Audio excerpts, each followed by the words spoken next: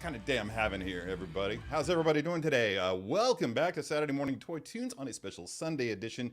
Thanks to the gang over there at StreamYard, who apparently had a bad day yesterday. So I feel for them. I know what bad days are like. They suck. So let's get some actual music going on here that is royalty-free, that I won't have to pay for or get a copyright strike for. Hopefully that wasn't too long, and hopefully you weren't too overwhelmed by my pathetic attempt to sing.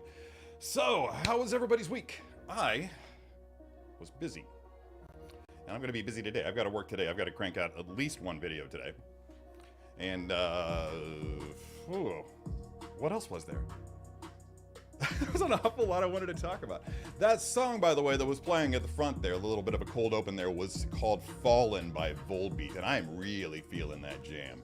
I've been listening to Volbeat a lot lately. Their Essentials playlist on Apple Music is just that. It's essential. I mean, all I got to do anytime I get in the car is put that playlist on and hit play and just rock out to it. I only recently found out that they are not in fact Swedish. They are in fact from Denmark, thanks to, I want to say, who was it that brought my attention to that? Was that you, Mike? Are you even here? Oh, God.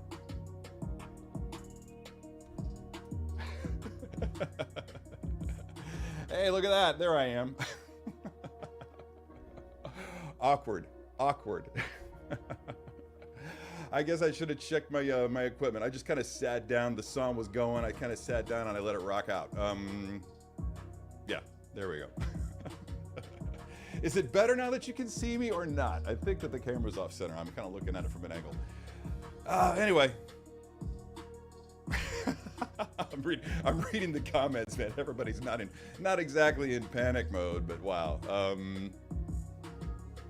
Yeah. Sorry for that. Anyway, let's just talk about what we're gonna do today. As usual, if this is your first time tuning in, basically all I do is just sit around and talk about stuff for about an hour before posing a figure at the top of the following hour. This week's figure du jour is a mostly complete Umbra Operative ARC Trooper. My team at Sideshow sent me this as a present. It's incomplete. It's missing a helmet.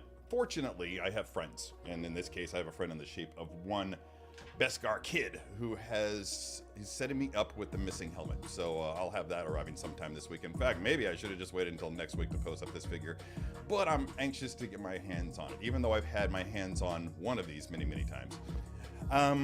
So that'll be happening. I think that I'm intentionally skipping 3 strikes this week. There weren't a lot of submissions this week, although I think that there were a lot of last-minute submissions on Saturday, although those last-minute submissions would have existed after yesterday's live stream, had the live stream gone on as intended at the proper time. So I'm just going to wait till next week, if you don't mind. I mean, if anybody really wants to, then we can dive into those later on if we have time and just do a live look at the Poser Posse Facebook groups, posing submissions, and see how that goes. Not a lot of activity on that Facebook group, and I blame myself for that. I don't promote it a lot. I am probably the worst YouTuber of all time. You know who's not the worst YouTuber of all time? I'm going to see if I can't bring this guy's stuff up here. But there's a YouTuber that I recently started following because he does all these awesome lightsaber hilt videos from Galaxy's Edge. In fact, he just does a lot of great stuff from Galaxy's Edge in general. Galaxy's Edge. There we go. Just going to go ahead and mute him because obviously we don't want another copyright strike. But I'm going to go theater mode on this, I think, and share this screen because he is showcasing what I consider to be a pretty awesome... Galaxy's Edge has offered up a legacy saber for Coyote Mundi, who I think is one of the coolest Jedis out there for multiple reasons. What's going on here? I must have hit the wrong thing. I did. God, I'm so bad at this. Why does anybody even tune into this? So yeah, let's just share this guy's stuff because first of all, he's ridiculously handsome. They call him Daddy Wan Kenobi or something like that. And he's just a goofball on screen. He's just so energetic and and his energy's positive and fun and cool. And he's just it seems like every single one of his videos, he's just showcasing something new from Galaxy's Edge. I don't even think he lives close to one of those places. He just has a contact who sends him stuff from Galaxy's Edge, and then he'll show off. Oh, there's a comic book. Yeah, there we go. That's interesting. I haven't watched this video all the way through, and I'm really, really looking forward to it. Now he's showing off a book. He takes his time getting up to it. But his video format is very simple. I don't even know if he's using anything stronger than his iPhone. Which there's a lot to be said about the simplicity of that. In fact, I want to say, like, I mean, I remember when I met Jetta Patrol many years ago. He was using a pretty high-end camera at the time to do all of his videos, and by the time I left Charlotte, he'd pretty much just gone back to doing all of his videos on his iPhone. Keep it simple, stupid. Good stuff. But I'm pretty stoked about this Ki-Adi-Mundi lightsaber, even though it's just got that. There was something about the prequel sabers, the first episode 1, episode 2 sabers. They were all kind of like machined aluminum. They kind of departed from using existing materials like the Graflex flash handles that they used for the original lightsabers. And then they just kind of went into just creating these all new designs that were very slick, had less of a used universe vibe about them. Everything just seemed brand new. Anyway, yeah, check out this guy's channel because it's really super cool, and I'm enjoying watching it myself. And he's obviously not asking me to hype up his channel. I'm getting no benefit from this. It's just something I really genuinely dig. Anyway, moving right along. Oh, I just saw a comment. Happy Father's Day to those who celebrate. I no longer do. I'm an orphan. A latter-day orphan, if you will say. And, if you will say. I definitely will say. Anyway. What else was there that I wanted to talk about before we dive into everything here? How's the music levels, by the way? How's my audio levels? Are you guys hearing me okay? All right. Moving right along. Beskar Kid is in the house, the aforementioned Beskar Kid. Thanks again, buddy. Appreciate you. Steve Nara is here from Virginia Beach. Hopefully you're not working today. Hopefully you get a day off. I saw a meme yesterday and I almost sent it to you. Something to the effect of customer service employees or retail employees it should be legal for customer service and or retail employees to fight one customer a week or one customer a month or something like that. I was there for that. I thought of you immediately when I saw that meme, and I don't know why. Umbara. That's like the unholy union of Umbra and Umbara, which when Sideshow told me they were sending me this Umbra ARC Trooper figure, I had no idea what they were trying to say, obviously because it was a surprise announcement and an instant release. So I assumed that Michael was saying something about that he was misspelling Umbara. Having not played the game on Battlefront 2 in ages, I was unaware of the introduction of the Umbra ARC Trooper for that particular game, and I had to look it up. I had no idea what he was talking about. There was like an exchange like, are you sure you meant what you said? Because I'm not remotely familiar with that. And it was a nice surprise. It was a nice surprise. Guy calls him Colonel Mustard because Guy is like that. He's just, Guy doesn't have a hateful bone in his body, although he can get angry at things. But he does like to rip on things when it's funny to do so, just for purely comedic value. And I think that he was just saying, clone trooper, black with yellow splashes. Yeah, it looks like mustard. He's a funny guy, that guy. Anyone checked out Loose Collector's werewolf figures for their crypt line?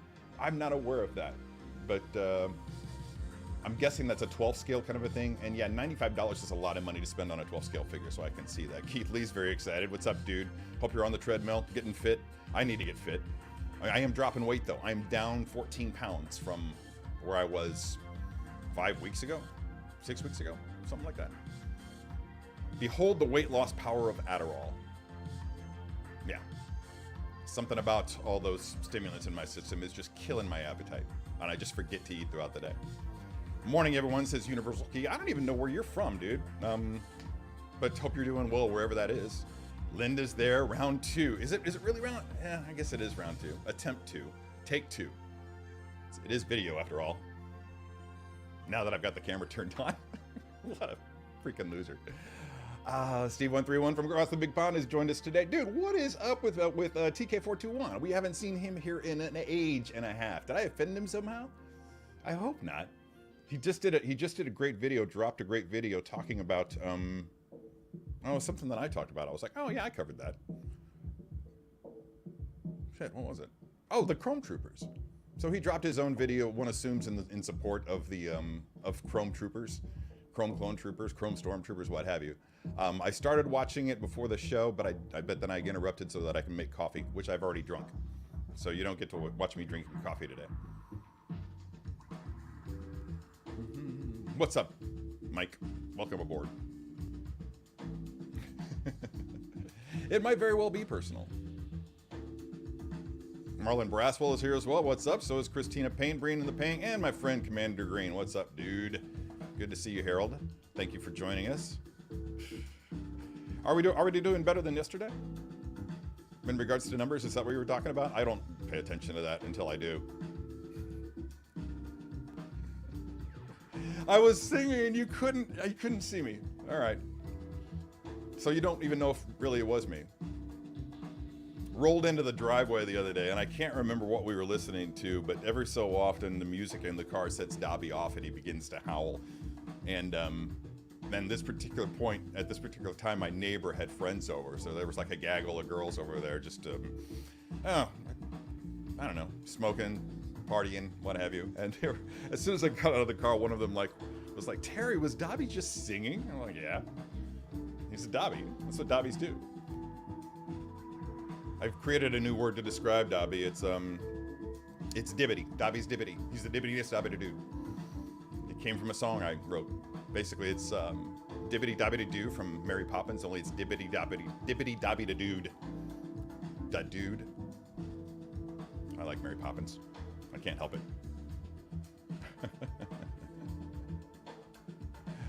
Ren Stolentino is here. What's up, dude? Good to see you. So I thought about you last night because I follow a quasi-political commentary channel on YouTube called Beau of the Fifth Column. And he brought up, apparently they just recently found out about an influencer operation that it was happening on social media, started by the United States, essentially trying to shatter public confidence in the Philippines for the Chinese vaccine for COVID-19. The Chinese vaccine for COVID-19. That kind of flows off the tongue. Little somatic satiation going on right there. But and it began obviously during the Trump administration, and apparently when the Biden administration took over and they got wind of it, they were like, oh no, that's over the line. So they canceled it, but only just now is it coming out, is it coming to light. And that's a pretty shitty thing to do in the middle of a public health crisis, to create distrust in the only available means of protecting yourself from that. The only rational means of protecting yourself from that. But anyway, this is not a political channel, but I thought about you last night. Like, don't hate the states, please. Says no signal. Let's go through all that. Terry can't see you. Message him. Can't see you, Terry. No signal. Glad we didn't go too far on that. Blaine's here. Oh, is that your first comment? No, there we go. And let's see who else we got.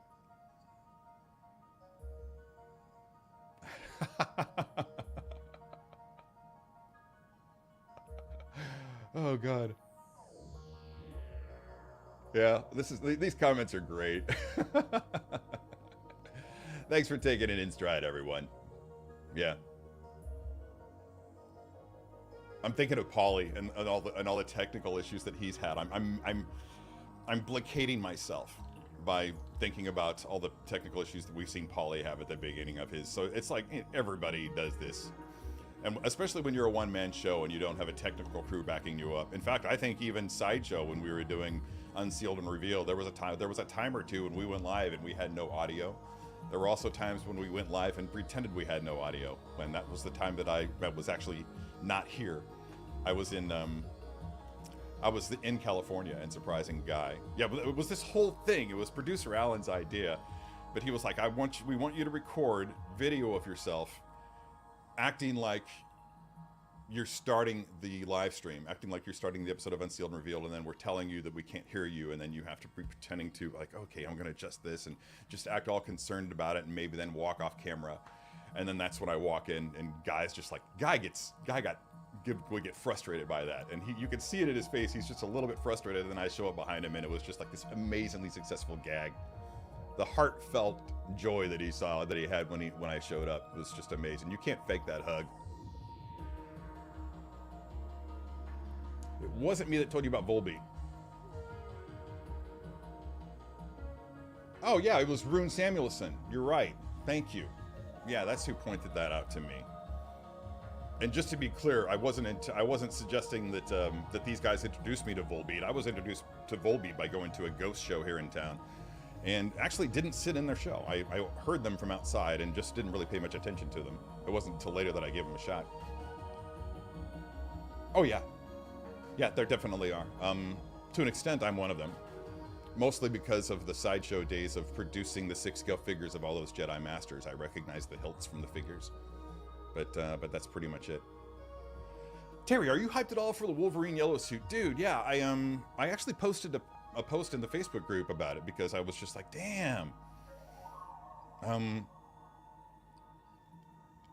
I'm assuming that there's a tendency lately with Hot Toys, a lot of these figures, superhero figures, and I'm right off the top of my head, I'm thinking about the yellow suit Daredevil figure, but the tendency seems to be to go with like a looser fitting suit, which allows for more range of motion.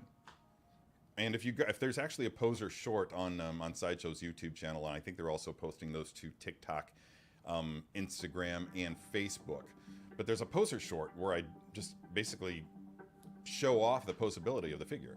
I'm really impressed by it, and if they continue with that, and it looks like they are to an extent with this suit, my first glance at it, I feel like that's going to be a really posable figure. I'm looking forward to getting my hands on it, assuming I still work there. Customer service version of the Purge. Yeah, I should have picked up some water. My lips are dry as hell.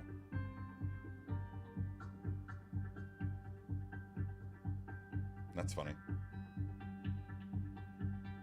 That's funny. What a great idea.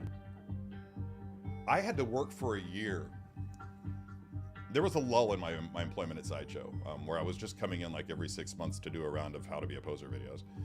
And in that time, I had to take some odd jobs. I worked for a year at a market in Malibu, which was a great gig because I met so many celebrities. Every day I was chatting with a different celebrity. I mean, the very first day I bumped into Anthony Hopkins.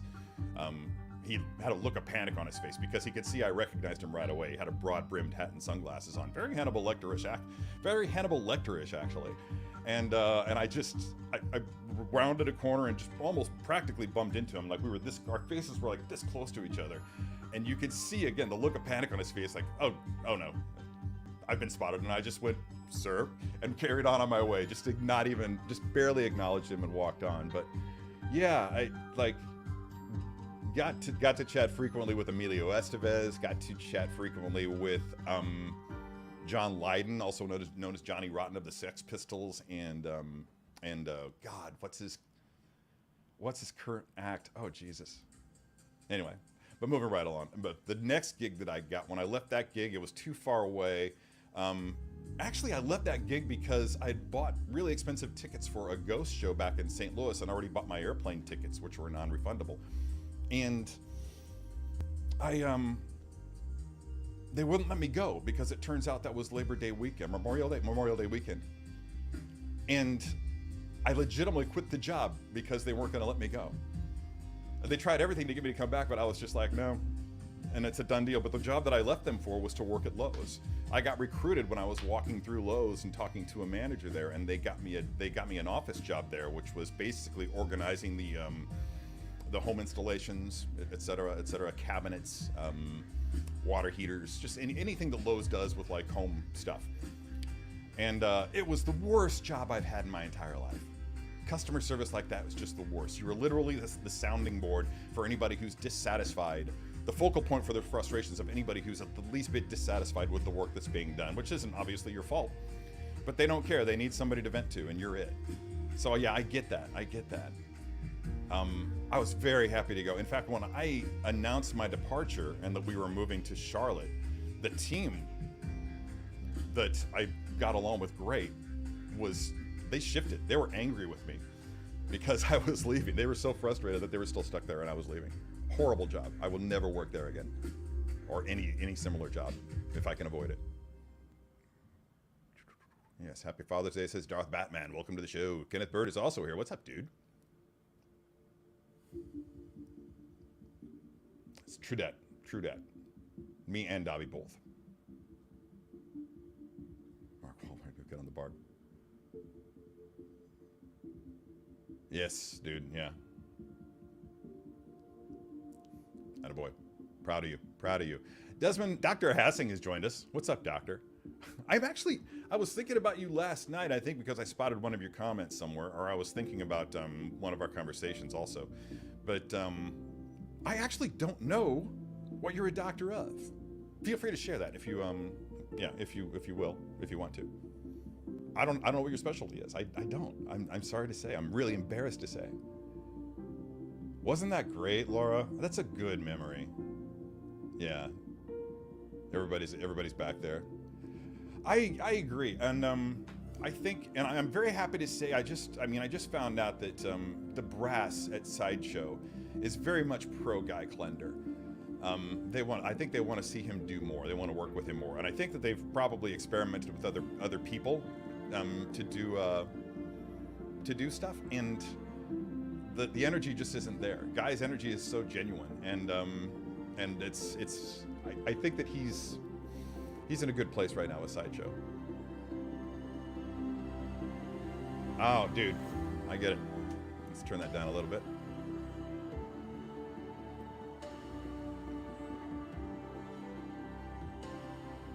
Oh, that's an actually legitimately good question. I love that Nemesis Prime paint job, but then nothing beats a classic. It's hard to say. And I've had to force myself not to really follow the 3.0 Transformer stuff because I get genuinely excited about every release, and I get tempted to buy it. And I don't have the cash, as I've been saying lately. I'm just so broke. Anyone want to buy a EFX Studio Scale X-Wing with Mark Hamill's autograph? That would be a big help. I need to get that listed.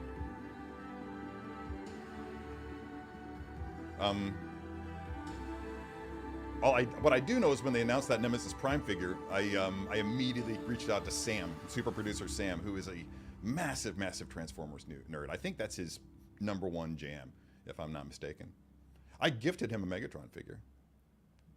Anonymously. Like, he didn't know for like a year, maybe 2. In fact, somebody else took credit for it. It's true. Yeah. Somebody who was at Sideshow took credit for my gift. I found out much later. Now he knows now. The discipline is theater and dance. Oh, I did know that. Basically, I research performance of identity, how TV, film, comic books, etc. help us construct our sense of self. That is such an exciting topic, and I'm being genuine when I say that. That is so cool. I'm glad to know that that's actually a thing. Damn. Are you gonna publish? Do you have something in mind? Are you gonna write something? I'm very keep me posted on that, because that's actually something that I could get into discussing. Wow. Yeah. Uncommonly excited about that. Gave me a little tingle in my brain. Not that kind of tingle, Keith. God.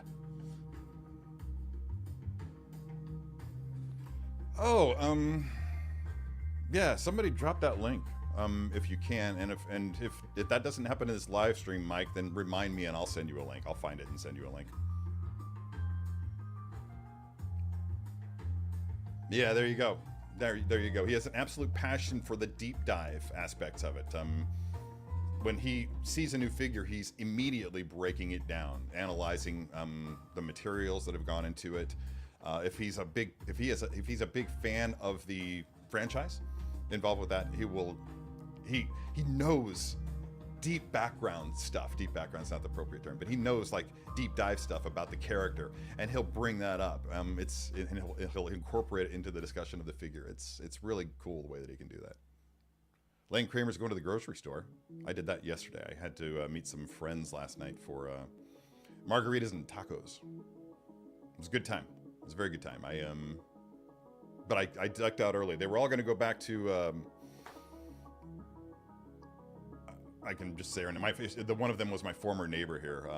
Her name is Diana, but she was inviting us all back to her place. Ostensibly, one assumes to like smoke, get high, and drink some cocktails and just chat. And we stayed so long at the restaurant that I was like, no, I can't. I've got a lot of work to do for Sideshow this week, and I wanted to get to sleep. And it's a good thing I did. I've come to find out, I was just exhausted by the time I got home after one margarita and 3 tacos, but my limbs were just weak. And what I realized is that I hadn't had any water all day. I dehydrated myself. Yeah, bad place to be. Okay, I've already caught up with the chats, and it's only 30 minutes into the stream. So what is one to do? That's almost unheard of. So maybe I should just dive into this thing.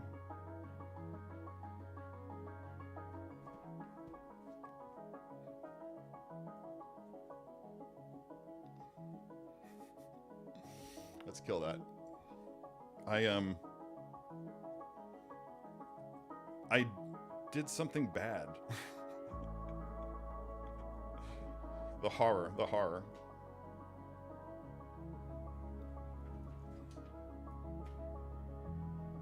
Oops. I broke an Anakin figure. If you're all wondering why the first look for Anakin Skywalker is so late, it's because I was careless during the articulation segment, and I snapped the arm. Just snapped it right off. So, yeah. Yeah, that's why we're late on that. And I'm also getting the, I can just say this because I know they dropped it, the black and gold Iron Man figure. So those 2 first looks probably will drop tomorrow if I'm successful in completing them both today. So yeah, that's a lot of fun. Something to look forward to. Got a few more comments. What's this? Definitely going to publish. I have ideas for both academic texts and more for mainstream nonfiction fare. Good. And I will definitely be doing a book on the history of indigenous representation in comics. I have noticed you talking about that. So that's, yeah, that's interesting. What's your Tuesday night look like, Terry Smith? It looks like I'm going to go see Styx and Foreigner. Maybe? I don't know, man. Let me...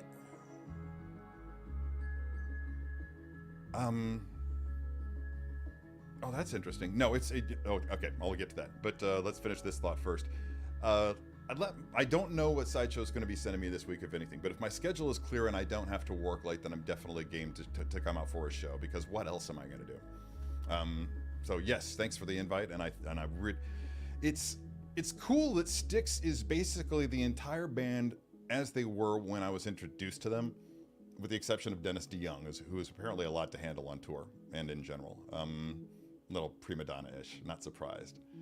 But I'm kind of curious to see how they would do like a song like "Come Sail Away" without Dennis. I'm sure it'll be fine, but I don't know, man. As much as I loved Mike dragged me along to the Judas Priest Sabaton show a few weeks ago, and as much as I loved watching those guys perform, there was something about the crowd that really kind of depressed me. And I think it's related to that moment when you realize you're looking around at all these old people and then you're like, oh wow, there's so many old people here, and then you realize they're your age. Yeah, it was something, and I don't know if I can take that hit again, but we'll see. We'll see. It would be really cool to see Tommy Shaw perform anything live. I didn't see him with Damn Yankees, which would have been great. I went through a Damn Yankees phase right after moving back here.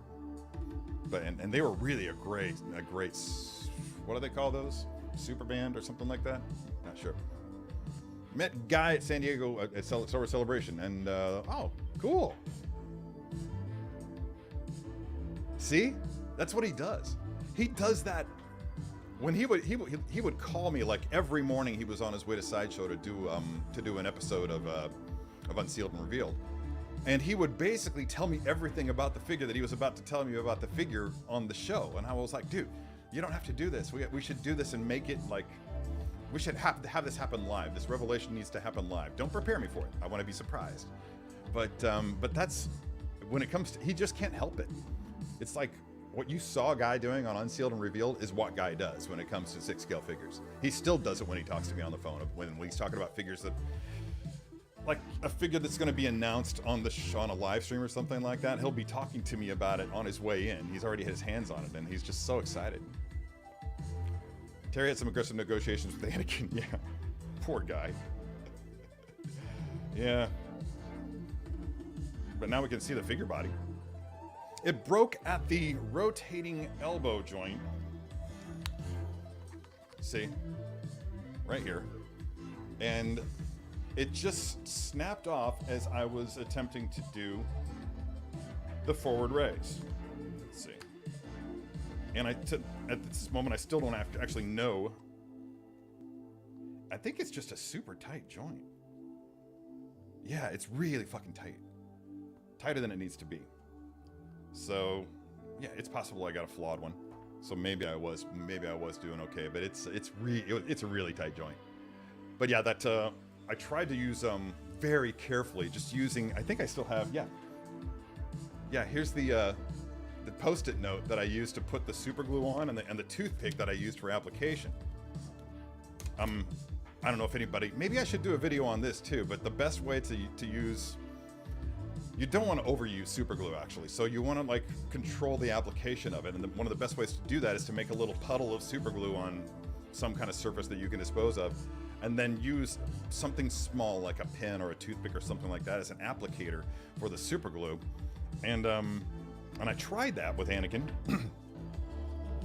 and it didn't work. It didn't take. For some reason, the 2 points, the points where it broke wouldn't make contact with each other again. So I tried it a couple times, and finally I was just like, no, I guess you're going to have to send me another one. So they have sent me another one. It's right over there, along with that black and gold, which I can't show you because we haven't done a first look of it yet. Yes, exactly. Different limb, though. Does that cost extra? Anakin deserves a great deal of penance, so take it out. This is what you get for those kids. This is for the Tuscan kids. I'm doing this for the Tuscan kids. Don't mind doing it for the kids. I talked to Lawrence Gowan of Styx yesterday. Oh, okay. What's his? Is he the new? Oh, that's right. He is the new singer. He's the Dennis the Young equivalent, right? And now I have the challenge of writing it up without typing Gowron. Oh, God. Love Gowron. I don't want to be around people my age, or people older than me, or people younger than me. One can relate. One can relate. That's why I'm usually here. The thing I always loved about Jimmy Buffett concerts was that the crowd was all ages. Is that true? That's interesting. Figures often do. Yeah, I got some negative criticism on the Instagram short for this figure. Like, somebody was just like, I can't remember what the dude's name was, but he was like, this pose is bad. Can I have this job? And I looked at his Instagram, and he's got a couple good poses in there, but for the most part, he's really lame. I'm like, all right, I've seen your work. No, you can't have my job. It's what a jerk. I don't want to ruin anyone's fandom, but I've heard some BDS stories about Buffett that turned me off. Oh, yeah? Yeah. I don't know, man. These days, sometimes being an asshole can be enough to get you canceled. Not a cancel culture fan.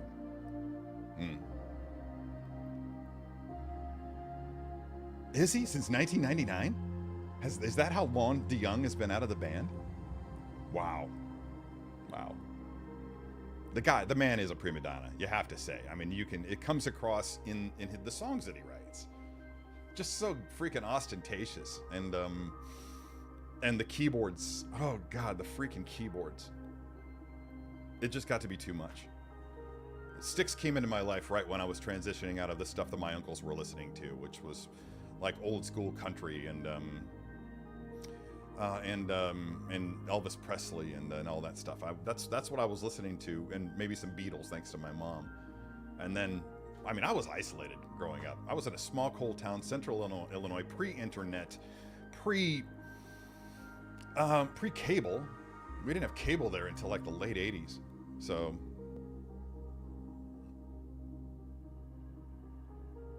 guest doesn't have too much time on their hands if Terry didn't know that. That's why I hate the delay.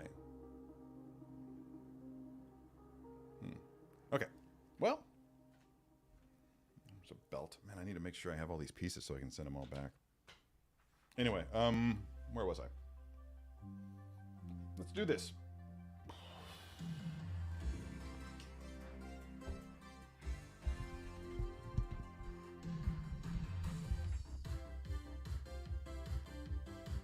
That would be fun. That was a solid takedown, wasn't it? I don't know what to say about that. I mean, okay, I think that talking about the Terrence Howard thing is something we can do because Terrence Howard was the original War Machine, and he did a fine job. I don't know how funny he would have been because the character did require some humor later on down the line, and I feel like the War Machine we got was probably better. I think we were better off for it. But it feels kind of like Terrence Howard's... There is a lot of Dunning-Kruger effect going on in Terrence Howard's treatise, or whatever it was that you want to talk about, that paper that he sent to Neil deGrasse Tyson. And you can't actually know enough to think that you know everything. And that's legitimately that legitimately defines the Dunning-Kruger effect. And I think we saw a prime example of it. On top of that, we also, in looking at his response on the Joe Rogan show, we saw ego, and a pretty fragile one, and he couldn't deal with the way that academics actually interact with each other when it comes to theories and the like. They're very direct. True academics don't have to sugarcoat it when they're talking about something. Is my take on it, and he gave the respect to Terrence Howard's theory that he would give to any of his other colleagues, and that they would give back to him. And he couldn't handle it. He couldn't handle it. He was so desperate for his theory to be accepted, and actually expected it to be accepted. And when it wasn't, he just assumed that deGrasse Tyson was being a jerk. Which he wasn't. And the beauty of it is that he was able to show that Neil deGrasse Tyson was able to show his actual response. And in looking at that response, you can see, no, he's not being a jerk. He's just being an academic. And I applaud that.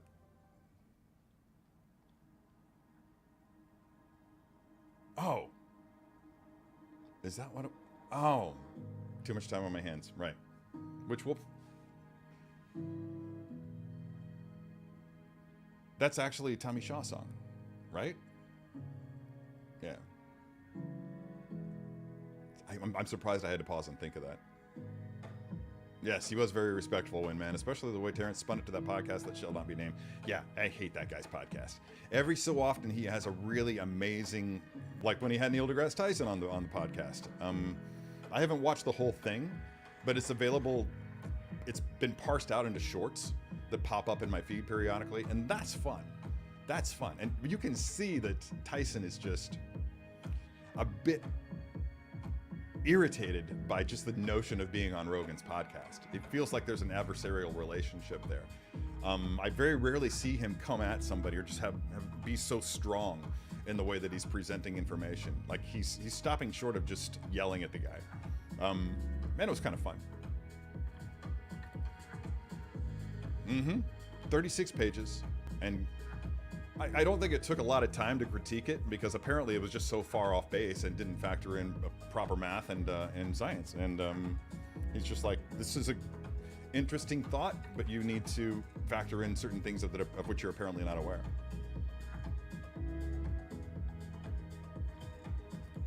Yeah. Okay. That's a good policy. Let's hear it for Socrates on that one, right? Or was that Aristotle? I think that was Socrates, though. The Dunning-Kruger effect also works in the opposite direction. people who actually are experts in their field and do know pretty much everything that there is to know about a particular subject, when engaging in conversation with people who don't, those people, the experts in that area of study will also speak as if everybody else in the room has the same level of knowledge of that particular subject. And that's also an example of the Dunning-Kruger effect. So that was really interesting for me to learn. I found that out a couple years ago.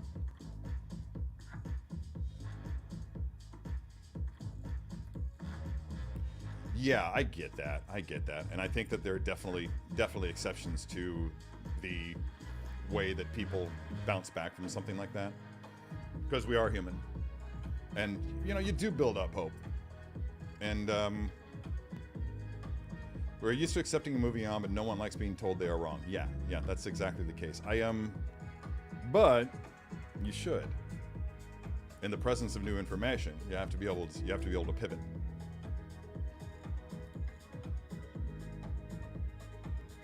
There were so many comments I saw that I agree with. If I got a response from NDT ripping apart something I sent him, my response would be, NDT read my paper. Yeah. That's a solid reason for doing voodoo.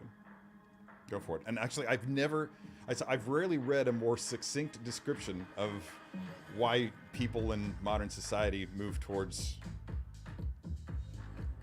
what's a good word for it without being insulting? Move towards mysticism or myth over science, because it's easier for them to grasp that.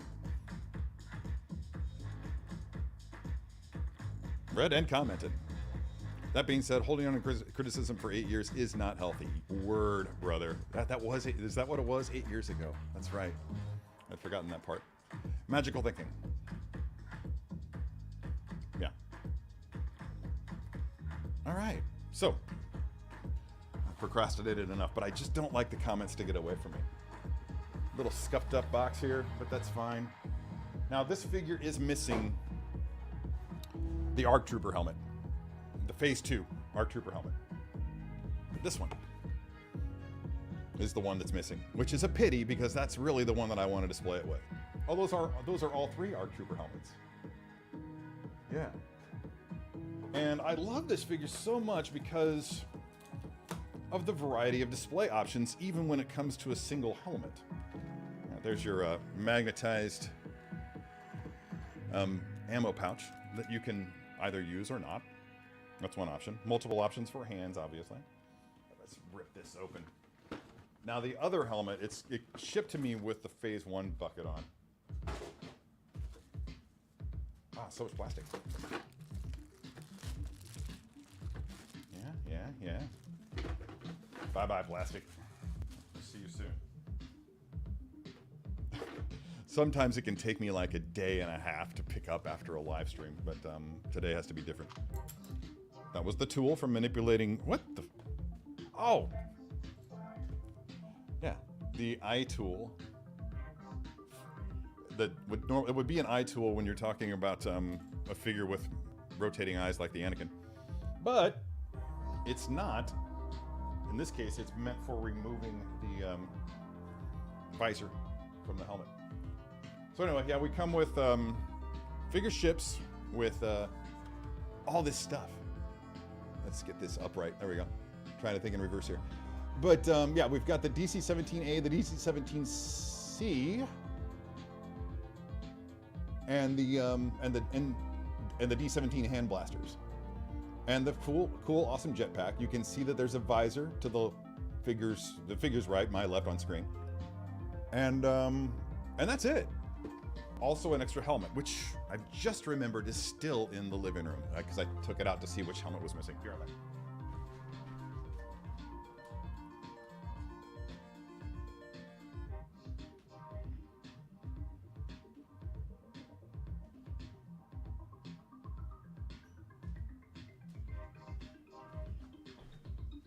Well, no idea where it went. Oh, there it is. It was right in front of me the whole time. I did, however, find a glass of wine. This just turned into brunch. I was trying a new French wine last night, and even aerated. And now it's aerated itself overnight, and it's only marginally improved. Ugh. Yeah, that one doesn't go down well at all. Not a good wine. Wow, this thing's on there tight. I've never seen... They've never done a figure this way before, but the way this ships is that in the tray, this little plastic, the secondary tray is very small and just ships like that inside of the box. And it's an interesting way of doing things. It saves in cost of materials quite a lot. I mean, you don't need a massive secondary tray just for the sake of display of shipping 2 helmets.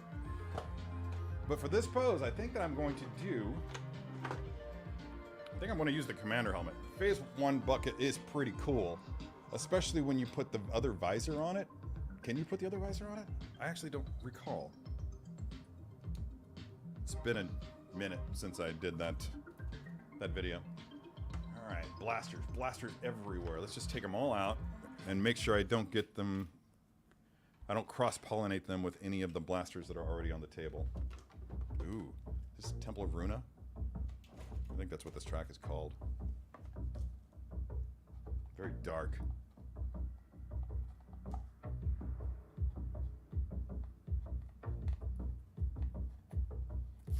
Incidentally, if you're interested in checking out Volbeat, which why wouldn't you be?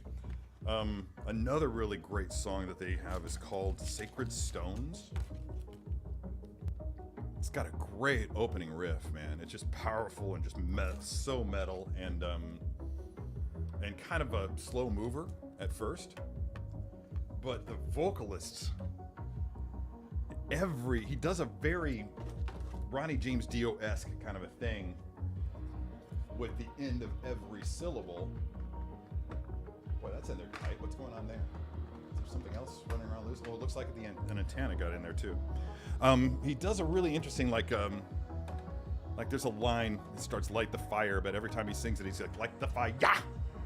It just really accents that second syllable, and he does it at the end of every line in every verse, and it's really effective.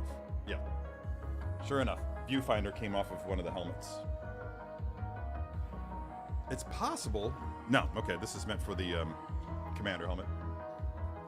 And the cool, we've seen this before. It's a generic ARC Trooper backpack. I want to say it's the same paint job that, say, clone ARC Trooper Jesse got. Anyway, incidentally,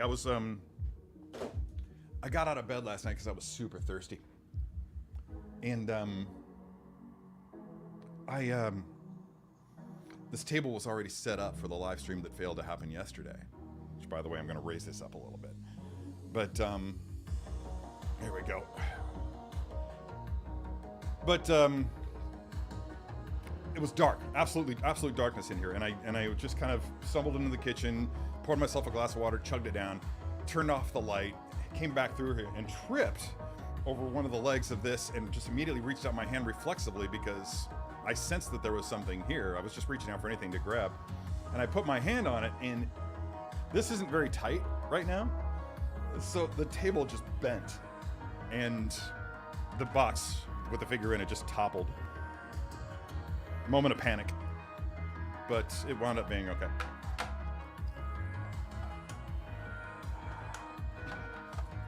They're making these super tight lately, and I'm here for it. Thank you, Hot Toys. I feel like I need to turn the light up a little. That's the other way. There we go. Yeah, that's better.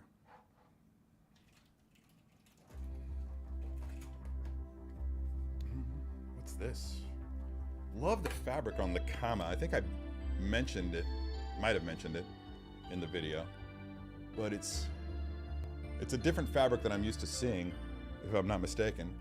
So it's unique to this figure.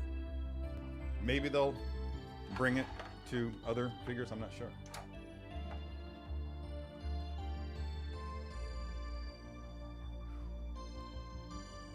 All right, let's make sure we can see all of him. And we can. Good, good, good. Hey, the notorious BDP has entered the room. What's up, dude? Welcome.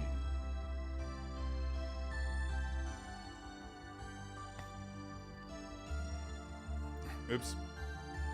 I was trying to highlight Desmond Hassing's comment here because it's hilarious. Not wanting to cross-pollinate his blasters makes it sound like he's grafting figure traits to form a new line of figures. Got your message, Steve. Thanks. Sorry, my phone was in the living room too. Yeah, isn't it great? I mean, let's just see. Yeah. Bitter Trolls loving the paint job. I have heard that, their take on Don't Tread on Me from it's interesting. It's a very interesting take. I don't know that I really love it though. I feel like I'm blocking the rim lighting on this figure. There we go. Trying to get that separation there in the blackness. But yeah, I have heard that track, and it's not my favorite. I appreciate what they were doing, what they were trying to do with it, but and it's admirable. But yeah. Mitchell Lawrence 5. Yeah, you know what? This reminds me a lot of the Never-Ending Story theme. Other people who've heard this track on this show before have commented that it's actually reminding them of Final Fantasy. I don't know. I've never played Final Fantasy. Although I watched years ago, they did a series of animated shorts based on The Matrix. It was when they released The Matrix Reloaded and The Matrix Revolutions. And the company that did the animation, I guess the split screens for one of the Final Fantasy games, probably the latest, did their own short, and it was beautiful. It's beautiful. I love that. In fact, this brief discussion has got me wanting to watch the Animatrix all over again.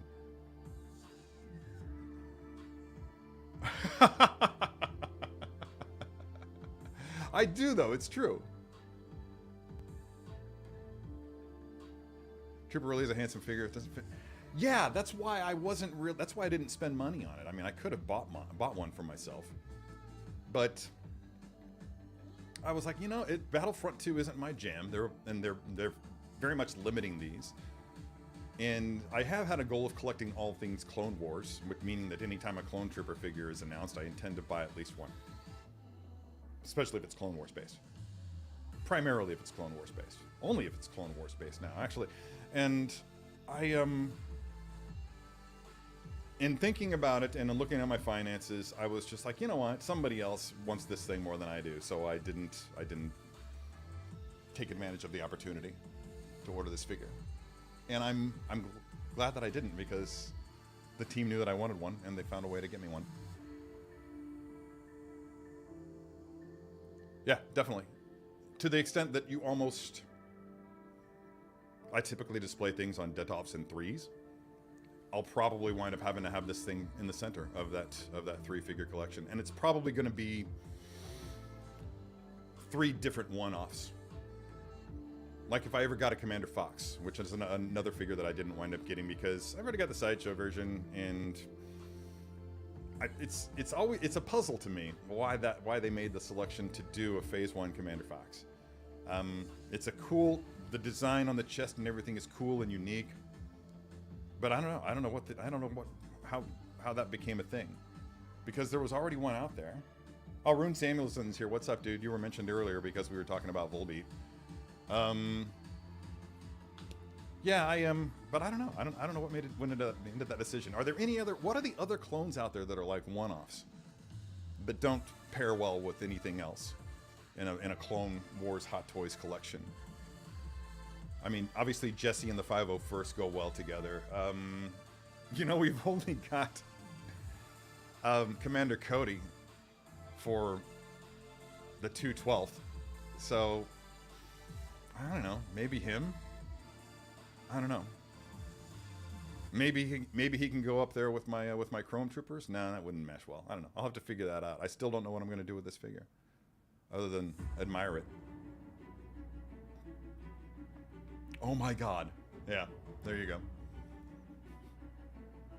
I saw them live on that tour. They opened for Queensryche. That's how old I am. They were opening for Queensryche on the Empire tour, I think. And and on the Empire Tour, and it was at a small venue. It was in Springfield, Illinois, at a smaller center, a smaller amphitheater. I'm not even sure what it was usually used for. Maybe college basketball. And they did the entire album. Queensryche performed the entire Operation Mindcrime album. It was one of the best experiences of my concert-going life at the time. Right? But that's standard for... This is standard fare for pretty much every clone trooper, or ARC trooper. I mean, there are several clone troopers that don't come with the DC-17 hand blaster. But, this would look great on a shelf with Arena Suit Fett. Oh! Yeah, it would. But I currently have Arena Suit Fett occupying a shelf all on his own because he's just that marvelous to behold.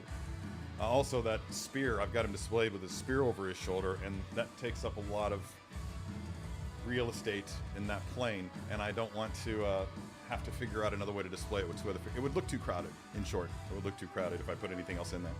But it looks great. I should really do that room tour. Just to prove that. Oh, yeah, you mentioned you got that in the... Yeah, from what I understand, they were trying to send me one of those figures, the Batman from the Batman, but it wound up not working out. They weren't able to. They did send me a Thanos from Endgame.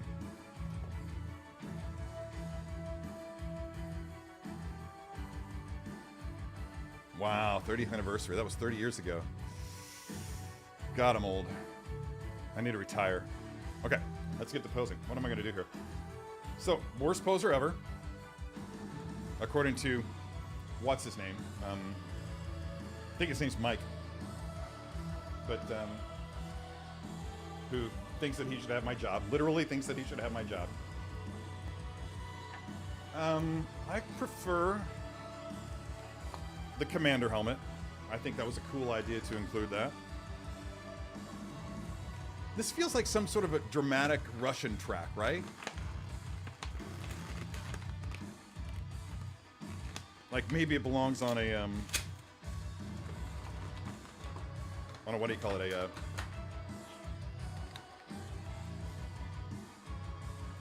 Definitely something on like an ESPN sort of an event, like a special on a Russian boxer. That's it. That's what I'm thinking. Oh shit. I lost the little antenna piece. Where did it go? And I don't even know if it was here. Fun. Oh, there it is. Yeah, and migrated over to the other tray place for the helmet. Let's just let that thing slide out nice and safe onto, if it will ever do so, onto the cutting mat. There we go. So second helmet, Commander helmet, very much Commander Cody-esque, basically the same mold, I would assume. Has a little port over here to plug this guy into, but I think no, I was thinking that maybe you could put the big visor on him, but no, that's not a thing that can happen. So we're gonna use the Commander helmet. And we're going to put his antenna on, just like so. All right, put that there for now. And I'm trying to think of something that I didn't do yet. Let's pull it up.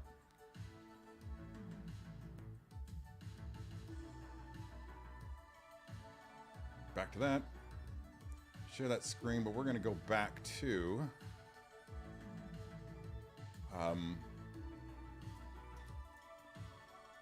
let's go to Sideshow's page. There we go.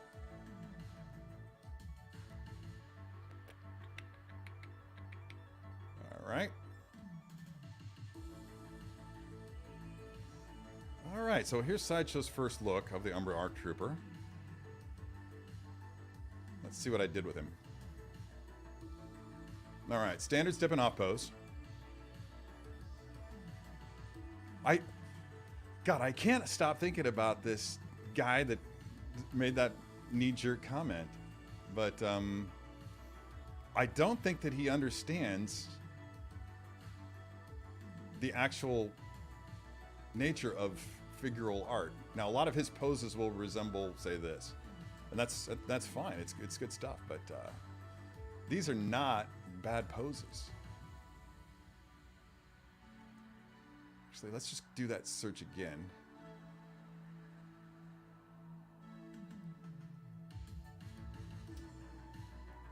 And see if the, there it is. Yeah, this is the one he commented on. I'm just going to double check to make sure you guys are seeing what I'm seeing. Back to StreamYard. Yeah, good. Okay. So, final poses. And you can't scrub on this. So that's the main pose that I did where he's running. Now, I will acknowledge that, and as a result of the pressures that I was exerting on the figure itself, that right knee is a bit low, but you can't argue that that's not what people can look like when they're running in a combat scenario, when they're trying to stay a little bit low to the ground, you know, keep their profile as small as they can. So that's a means of movement that can't happen. So it's not a bad pose, especially given the restrictions of this figure, and they are many. God damn it! There we go. Though that pauldron, for instance, is really restrictive with the arm movements, and you have to be really, really careful about what you do. But that is not a bad pose at all. And this is great. Oh. I love this one. Very happy with it. I don't typically put my clones into kneeling poses, but I feel like this is one of the more successful kneeling poses that I've ever hit. So, all right. So now that I know what I've done, that will prevent me from doing it again. In response, Luis, the person, said, "This is a bad pose. Can I have this job?" So, maybe. He probably doesn't even know who the hell I am, and so therefore I haven't been humanized. But anyway, I guess the point that I'm trying to make is that it's just a rude thing to do to just go onto someone's employer's page and say, "Hey, the guy that's working for you sucks. You should have me do this job instead." Especially publicly. It's bullshit. Okay, yeah, right? I don't know what this is. But yeah, I can totally see that. I'm going to just...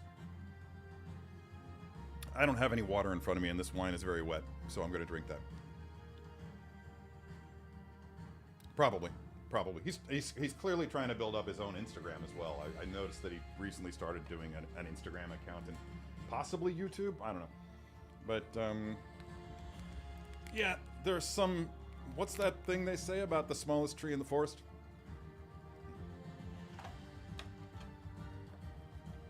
I'll let you guys finish that one. I'm sure you all know it. Oh, somebody said, okay. Oh, dude, you got one? Did you pay a lot of money for it, or did you score one off of the wait list? Just lost a foot.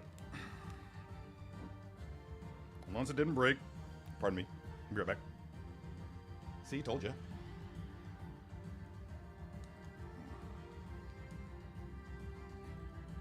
The thing about these clone feet is that they do have a tendency to pop out. And can be difficult to pop back in. Alright, so he's a commander. He's going to be using both of his blaster pistols. So to that end, I'm going to need the gun-toting hands. Man. I'm craving something. And I think that something is... a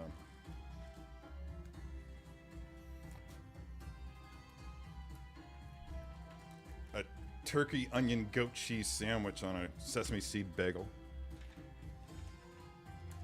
Raise your hands if you like goat cheese. Freaking love it. I abuse goat cheese. Frequently use too much. Goat cheese might be one of the reasons why I'm getting a divorce. Wife hated it.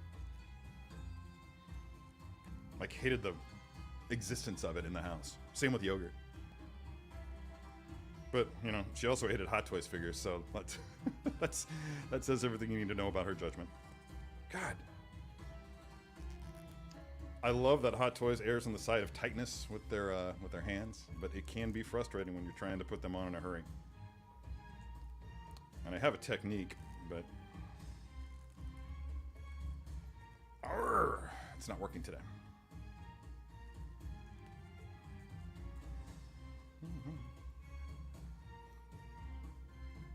In today's music, we are journeying to sunny Arabia. Sunny, not Sunni.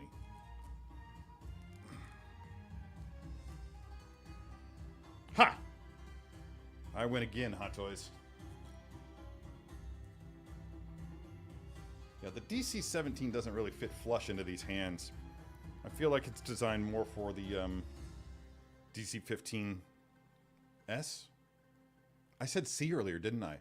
I remember saying that when I was identifying the weapons. I identified the DC-17A, and then I called this one the DC-17C, which is a frequent mistake I make because it's a carbine and my mind goes right to C. But it is, in fact, the DC-15S, for short.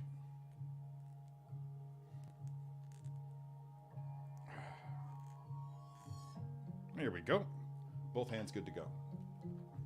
Now, when you're messing with clones, it's usually best to get that arm bent if you're going to take your hand away, because that armor will just fall off. The only thing holding that on is the hands when it's in a vertical position. I want to make sure this is in a, yeah, that's in a pretty good place. So how aggressive can I get with this figure? Like, I already did a running position. I've done a couple of other action poses, but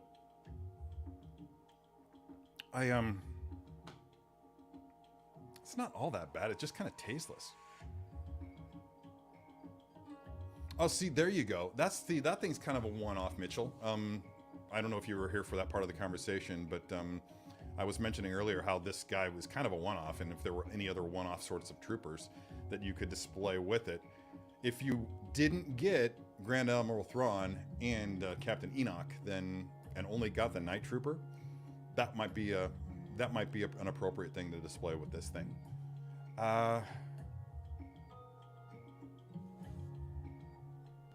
There technically was an AC, was a C. Okay. Really? In the Tartakovsky anime? Is that what you mean? I haven't really done a lot with followed that one very closely. I enjoyed it when it came out, but it really didn't draw me in. I'm not much of an anime guy. In fact, I didn't even at the time I didn't even appreciate who Tartakovsky was.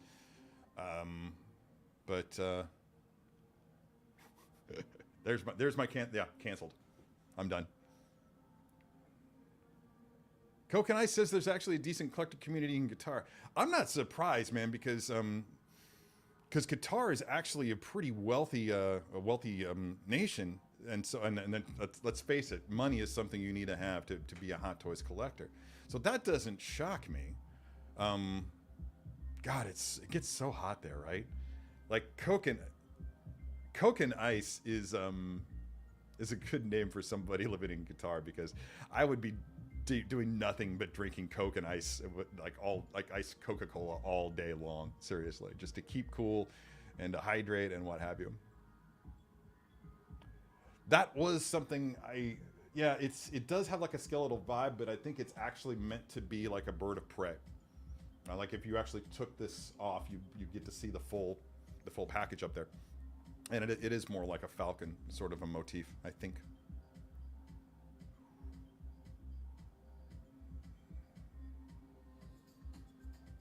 Oh, that's another valid point from Dr. Hassing. All you have to do to see what we haven't really done a good job of teaching criticism to people is watch average YouTube reviews. Many people don't know how to frame their criticism constructively. Exactly. And I keep trying to... That's a pretty concise way of trying to say what I've been trying to say all along. And I did post a short of Kevin Smith also talking about that very topic. I'm not a big fan of most people and I think that's learned behavior. So they've probably been around a lot of people who just bitch about stuff. And so that's their only approach. Or they watch the wrong people maybe talking about sports shows or what have you.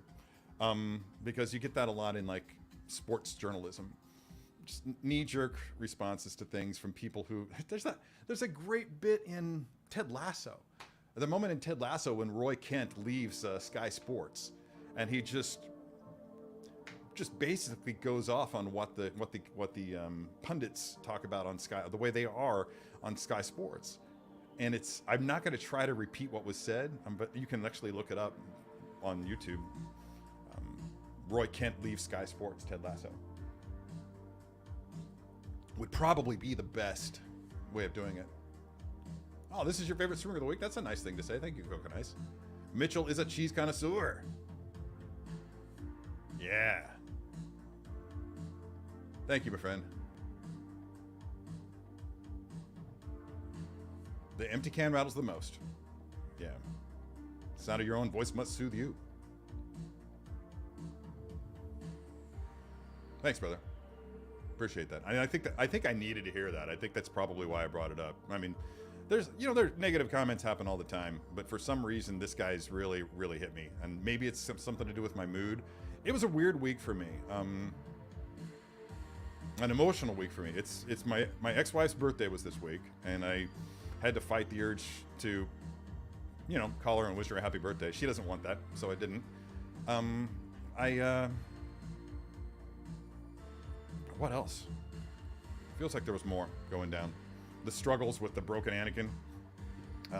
Yeah, it was a hard week. And then I read that comment and I was like, come on, man. It's like, remember that there's a human being that's doing this shit. No, he's not. I actually stalked him. I cyber stalked him. He's married with kids. He's got long hair. That's it. That's all I got on him. Like, oh, okay, that's who this guy is? Yeah. And I'll tell you what he doesn't have. This voice.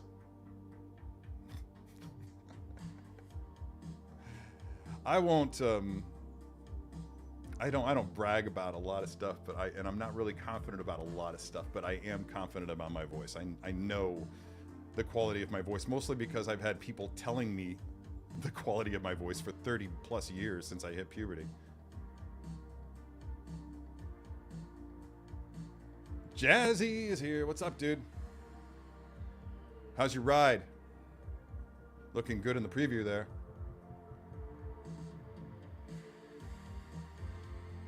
It's a Subaru, right? I almost said Mitsubishi, but I know that's wrong. Desmond, plenty of a-holes in the world, but don't assign to malice what could easily be ignorance and incompetence. That's accurate. Yeah, that's fair. Thank you. Thank you for course correcting me there.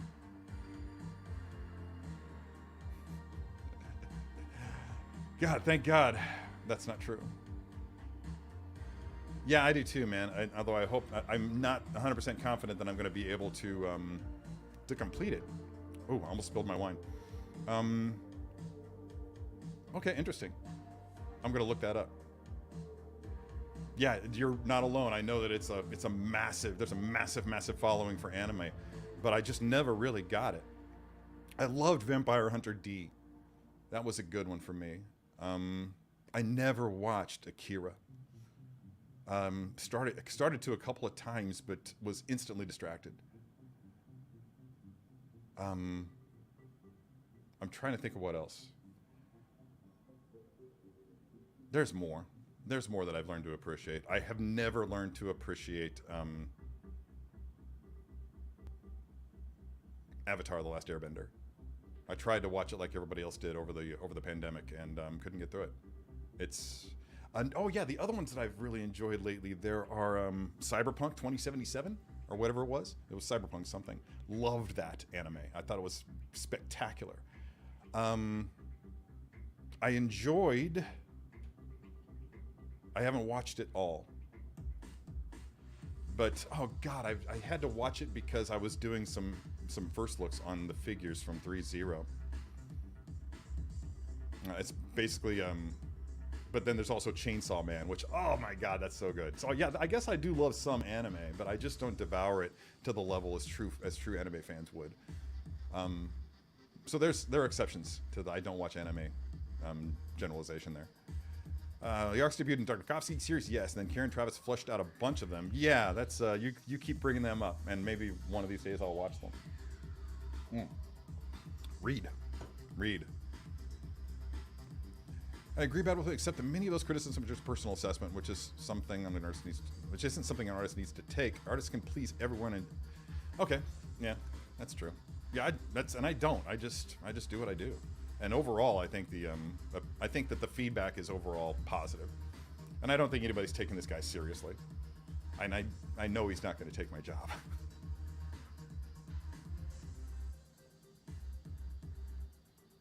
Huh? Is that right? That's interesting.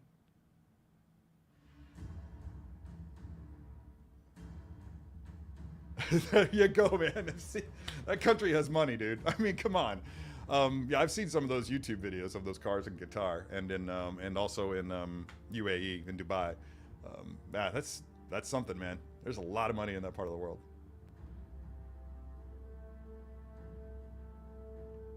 That's very kind. There are guys who are better than me. Looking to you, Ahmed.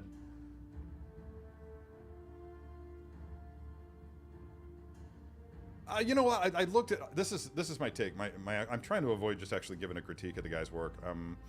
But my take on it is a lot of the stuff that he's he's into figure photography, and a lot of what he was doing is kind of on the same level of stuff that I was doing legitimately on the first week that I picked up a camera and started shooting 6-scale figures in 2009. I think 2008, 2009. So he's new to it, and he's cocky, and whatever. Right? God, losers. Get a haircut. I do need a haircut.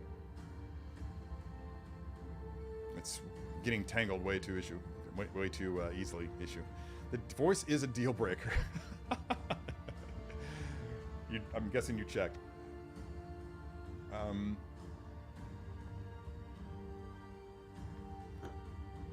That would be something. No, that's not what I'm asking. I'm just venting. But I won't say no. And don't troll the guy. Leave him alone. Leave him alone. I made a comment. I replied to his comment. It was just a thumbs up and a laughing emoji. Cool story, bro. See, the problem is long hair. I knew it. Wait, my hair. Oh, is it? Was it long when we met? I think it was. You had a bit of shag, didn't you? That's right. I remember. Oh, did you? Yeah. I don't know if I can move it. It's still here. It's legitimately right here because I have I'm putting it over here in the Detolf to the left of the desk. I love that pose. I'm so happy with it. I pause periodically. The lights have been on since that live stream. The lights have been on the table for a week. I'm just now noticing that the lightsaber blade is slightly crooked in the hilt, but that's easily fixable. And I still have to hide the wires on it, run those wires up his sleeve and underneath his pauldrons. But yeah, thank you. I'm really happy with that pose. It just looks so cool. And I don't think I described it properly, but what it really feels like to me is like he's been knocked down and he's coming up, right? He's just, see if I can do it in a way that you can actually see. But it's like, kill that. He's a side like this, like he's been knocked down and he's just now getting up. He's got his lightsaber blade out like this and his hands out like he's either balancing himself or even using the force to assist his lift. But I'm really happy with it. And the eye placement is just right. It's just like looking like that baleful look underneath the eyebrows. He's just pissed. And I think I never put a high priority on Darth Vader figures. I have the Empire figure here. I had the Rogue One figure, but got rid of it. And now I've got this one, but I think it really took this figure with the light up features being USB based as opposed to batteries that die in 90 seconds. And the split look with Anakin, just seeing all the scarred visage, and again, that baleful look in his eye. I think it really took that to bring back my love of Vader. So yeah, home run to the team who created Obi-Wan Kenobi, and a home run to Hot Toys for bringing this figure to life, because this is exactly what I wanted. God, why am I even talking about this without bringing it up? I'm just gonna make sure my cable doesn't knock anything over here, because he's on a pretty short leash. I thought I might find you holding Vader's leash. Oh, man. Oh, God. Oh, yep. That's not long enough. But yeah, man, I mean, it's such a cool figure. Lightsaber sniffing is real. Yeah, let's put it back before catastrophe happens. Anyway, there's got to be somebody watching this live stream right now who is just like, is he ever going to get around to posing this figure?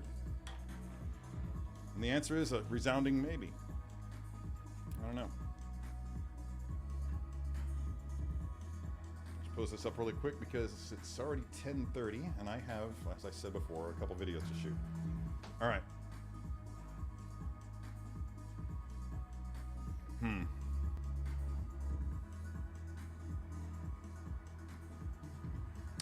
I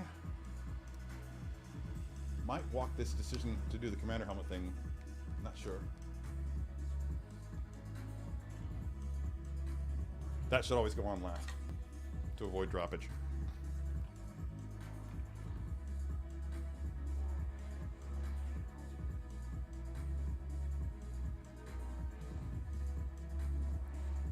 Okay.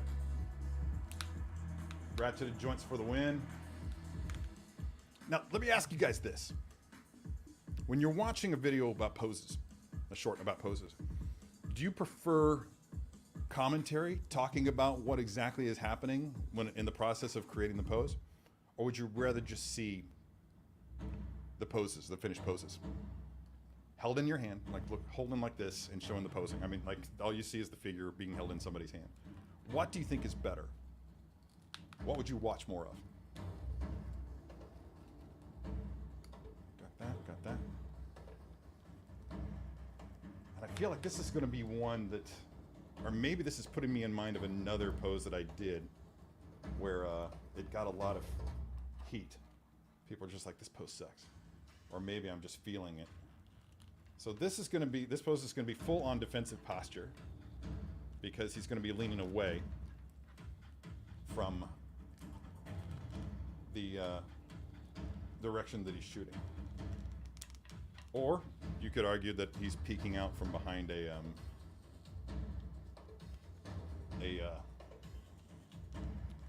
from cover. Let's see this. Yes. Trying to make this realistic and also keep his feet level to the ground. Now the beauty of helmeted figures is that you don't have to have the helmet fully lined up with the direction of the weapon. Because you can just imagine that while his helmet is facing this way, he's looking like this. He's looking out of the corner of his eye. Which, if the helmet is built properly, wow, that joint is kind of loose. That leg keeps wanting to drop. And let's rotate this belt around. Somehow that got spun out of line.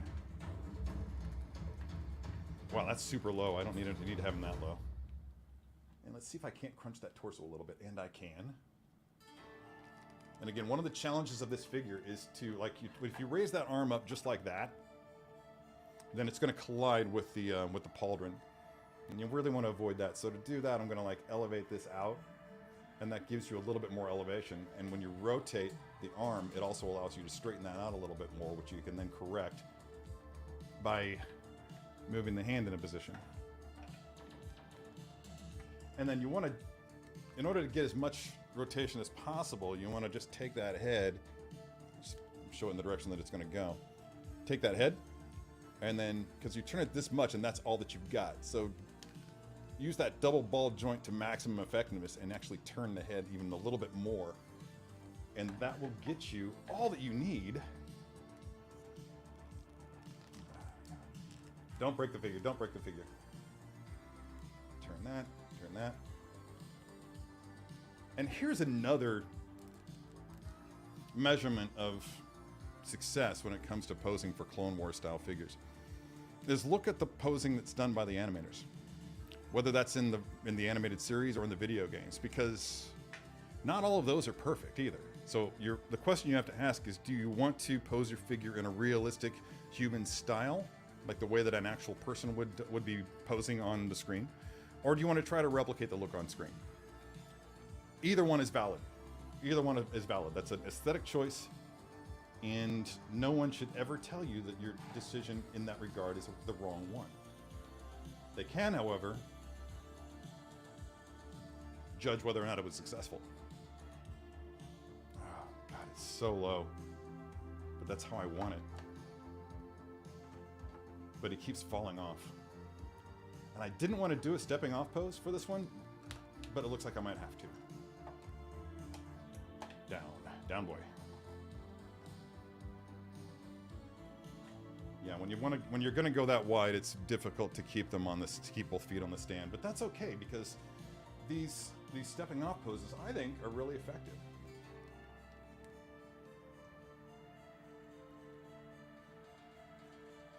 Just gonna try. Yeah, you don't even need to twist the torso that much for this one. Let's go ahead and drop this backpack on him. And that really does complete the look. Very exciting. I can see, Beskar, why you bought multiples. Because each helmet is equally gorgeous. And why would you not want to have both? Okay, so again, imagine that he's stepping out from cover, and I feel like I need to run to the back and get a piece of, what do you call it? Foam core, a white foam core, just to fully flesh this out. So while you're sitting here listening to this awesome song and watching me knock the figure over, I'm going to duck back and grab a piece of white foam core just to help illustrate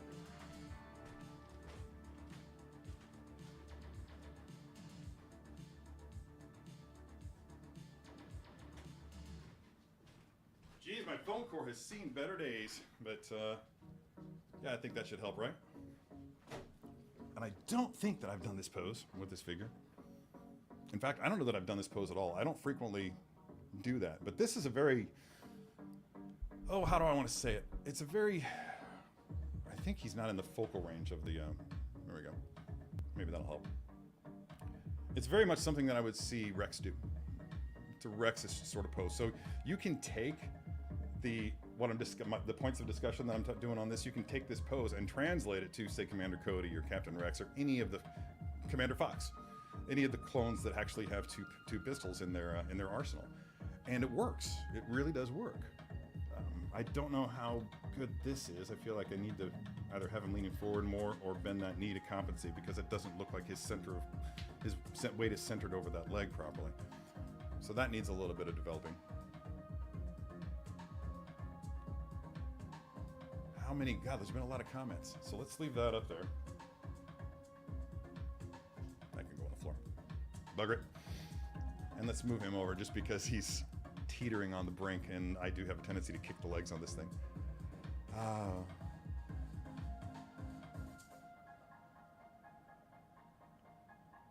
Let's see, where were we? Oh, yeah, Airbender. Getting back to Airbender. I agree it's definitely geared for a younger crowd. Yeah, definitely, Steve. I actually started with Korra and then went back. Is Korra more adult-oriented? Ah, those are great. I never watched that. I didn't watch the movie. I watched a trailer for it. That was really the extent that I went to, just for reference. That's really all that I needed with those two figures. Yeah, they were great. I mean, it's not my jam, and I'll probably never watch that movie, but great stuff. And from what I understand, those actors are actually really not only famous, but quality actors. Well respected and well admired over there. You know, I kind of like the way that knee breaks. It suggests that he's a little bit off balance, like he's not in total control again, like he's falling back. I don't think you'll see him in this pose in the game. This is definitely more of a Clone Wars based pose. Ryoko hopes that one day Hot Toys will make a Fordo figure. One day. Yeah. Yeah, that would be awesome. I've got his gunship his LAAT in the other room. It's pretty badass. Vampire Hunter D and Akira are classics. The original Avatar is great. Yeah, that's what everybody seems to think.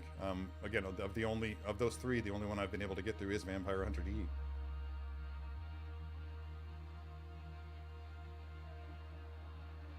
Yeah, I got that impression. He's trying to learn, and I'm I'm going to quote Ted Lasso some more. It's passion, and he's clearly passionate about the hobby. And passion is a word that we use to describe love, or the act of love, but we also use it to describe a crime. And sometimes we can use it to describe both at the same time. And sometimes it's also a fruit. Anyway, take that as you will. I want Terry to narrate my life. Oh, God, you know what? I wouldn't be able to do it. My voice is actually pretty... My voice doesn't have a lot of stamina. And I think a lot of it is because I don't use it properly. I don't speak from down here. Guy speaks from down here all the time. It's almost annoying because he's just like... he just has such presence with the way he projects, and I don't do that. I'm talking from here. I'm talking from my throat, and I think over time I can tell the damage. Can I go and write a teacher note on one of these photos? I like how you did X, however, the overall composition again, leave him alone. Yeah, I'm not looking to rile the internet up against this guy. I just wanted to vent and just say that, yeah, it kind of stung. Yeah, imposter syndrome can be very real, and I exhibit signs of that quietly, reservedly within myself on a very regular basis. And his comment happened to pop up at a weak moment, and I'm still not over it. Oh boy. Oh boy. Thank you for that, earworm.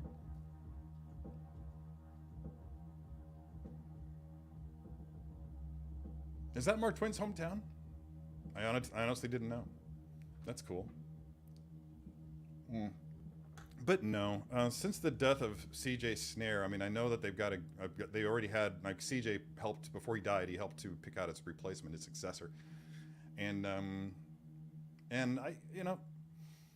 I got to see them not long ago, 2 years ago, here in St. Louis. Well, they played it at one of my local craft beer places. Talking about Firehouse, the band, my shirt. But for those who don't know, Firehouse is a hair metal style band who actually came along at the end of the hair metal era, and they had a couple of hits at the very least, a couple of MTV hits, including I wanted to say Fly to the Angels, but I think that's Slaughter. There was a ballad that was pretty popular whose name I can't remember, but then there was also Don't Treat Me Bad, which was featured rather prominently in Peacemaker, in the scene where he goes back to his place and he puts on a record that he stole from that chick that he killed, the alien chick that he killed at the beginning of the movie, and promptly lays back on his couch and begins to cry, or on his bed and begins to cry. Yeah. I was working my facial muscles. But yeah, great band. Their guitar player is amazing. I want to say that he's consistently been rated in like the top 20 guitar players in the modern era, or somewhere in there, maybe top 100. That's probably more accurate, but he's amazing. Yeah, after I got to see them a couple of years ago, CJ, there's actually a photo of me with the band. CJ got sick. Yeah, he could develop cancer, and he died, tragically died. So, and he's got a replacement, but I'm not gonna go. Yeah, do they? I'm down. I don't know what use I would be in Robot Chicken, but I'm always up for something like that. Up and down and all around. I've never felt the need to pose a Vader figure, so I've never had a Hot Toys Vader. Just about every other character from Star Wars lives somewhere in my figure collection, but not him. You get it. There's something about the stoicism, historically, that would apply to properly posing a Vader figure, because in his early appearances in the original trilogy, that's all he did. He just had presence, standing on the Death Star bridge. I mean, the most action we got to see out of him was during his lightsaber battles with Luke, and even that wasn't very kinetic, so to speak. We didn't see a really energetic lightsaber battle until the prequel trilogy. So it just never really, I don't know. But then now we've seen Vader in action in animated form, and we've seen him in action in Obi-Wan Kenobi and in Rogue One. And it just changed the dynamic for me. All of a sudden, I started thinking about stuff, and this is one of the things that I always wanted. In fact, you'll notice that if you click back and watch, you'll notice that I actually used the damaged chest piece that came with the Vader figure, and I plan to switch that out for the powered version, because this is my pose, this is my world, this is my story that I'm telling. I don't need to have it accurate to Obi-Wan Kenobi. I don't even want to. The way that he's standing, I don't think he came even close to that during the show, during that battle. Right? Yeah, I don't know. Trying something new at work, and I hope it doesn't take. But maybe I'll want it to take. I mean, I don't know. These poser shorts are getting 7, 10, 20,000 views, which is only admirable until you find out the people who are doing these pose videos where they're just holding the figure in the final pose, don't even have it on the stand. They're just holding the figure in front of their iPhone and photographing the pose that way, are getting 1 million views. How does that work? What are they doing? Does anybody out there actually have any knowledge on that? Is there some way of manipulating the algorithm that me and the team at Sideshow are unaware of, that we should be implementing? It just feels weird to me, and it feels wrong. And of course, there's a selfish part of me that's just like, it's not fair. But whatever.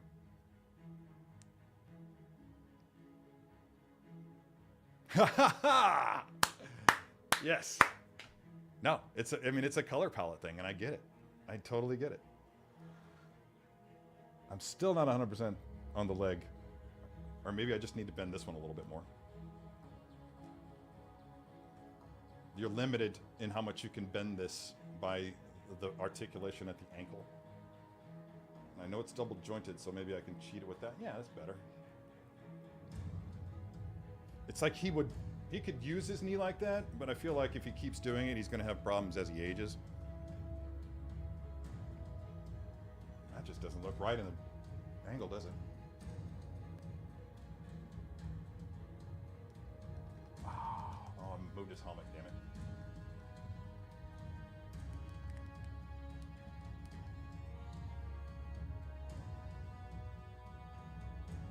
Yeah, it's the position of the pistol relative to the arm that's making it, from this angle, it's making it look like he's holding it rather lazily, like he's not there's going to be some kick, some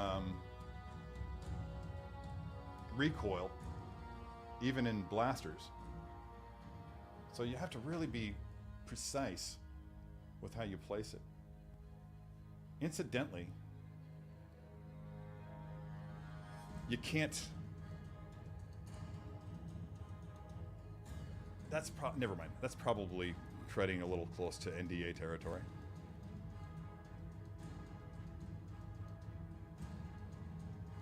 Yeah, I think what we're talking about here is the and I'll talk about this because this is just theory.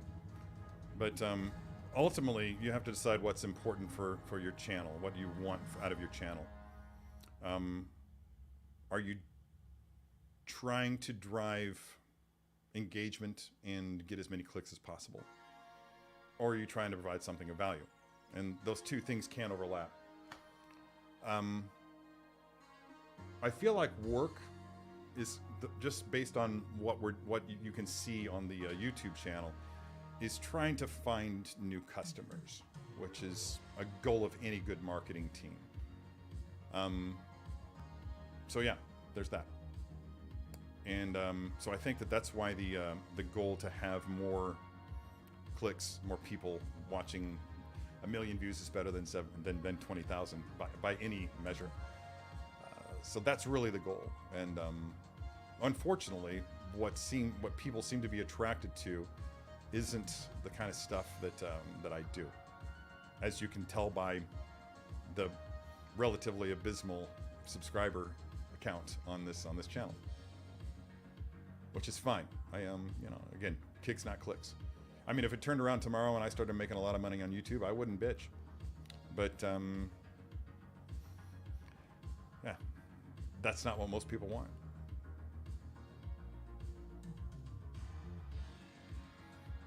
Gives you an understanding of the thought process of the pose. Yeah, see, that's value. That's actual value for people that are more committed to it. But the average consumer isn't really committed. They're not tuning in to watch that. They're going to be wowed by the visuals. Like, wow, that's an action figure. And I'm thinking that something like this is probably. It's probably. I think I made a bad call doing the Umbra Trooper. The boss has kind of left it up to me which figures to do poser shorts of, and I thought my thinking was that it's such a rare trooper, it's such a rare figure that especially for it would be really cool for the people who owned it to have the opportunity to see what it's capable of, but also for the people who weren't able to get it to actually see how cool it looks is still a cool thing. I mean, I still admire a lot of the figures that I haven't been able to own. I mean, some people miss an opportunity to own a figure because they can't afford it financially. Other people who can afford it financially miss the opportunity because it's limited and they didn't fall into the window. So either way, it seems to me the healthier approach, the healthier response to actually seeing videos of a figure that you missed out on, like this one, is, oh man, that's so cool. Yeah, sucks that I missed it. But I don't know what I'm trying to say there. Yes, that's I've never been happy with a Vader statue. I'm too particular. And every single Vader statue made by anyone has had notable flaws in its presentation. I won't get into it because a lot of those statues were made by my employer. Yeah, there were definitely fatal flaws in the ones that I owned, that I bought. I got them home and it's like, yeah, I got them on the shelf, and over time I was like, oh, that's not right. I guess he's just hard to do. I've never participated in that process, so I don't know. There we go.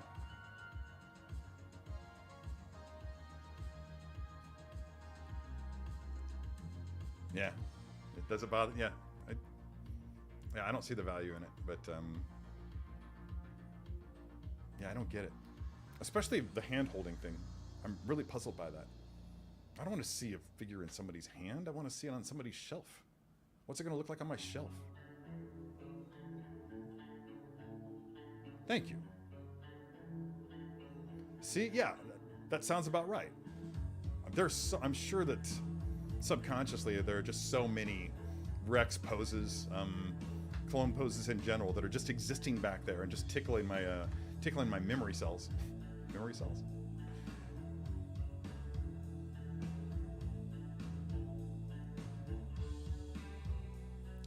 The disconnect from titles, stated goals, and the actual form that content takes is super frustrating to me. Yeah,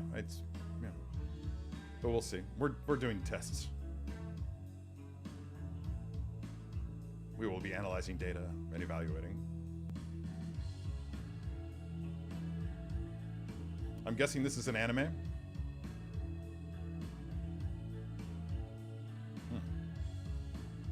Gravity Falls. I don't even think I've heard of that. Did I mention that Notorious BDP is here? I think I did, but just in case. Yeah, I know about Ninja Scroll. I don't recall ever trying to watch it, but maybe I did and I've just forgotten. Right? Yeah, it's like showing off. For people who don't own a turntable. It's legitimately an iPhone and a hand. And a collection in the background. There's usually a collection in the background. So I don't know, maybe I should just do it that way.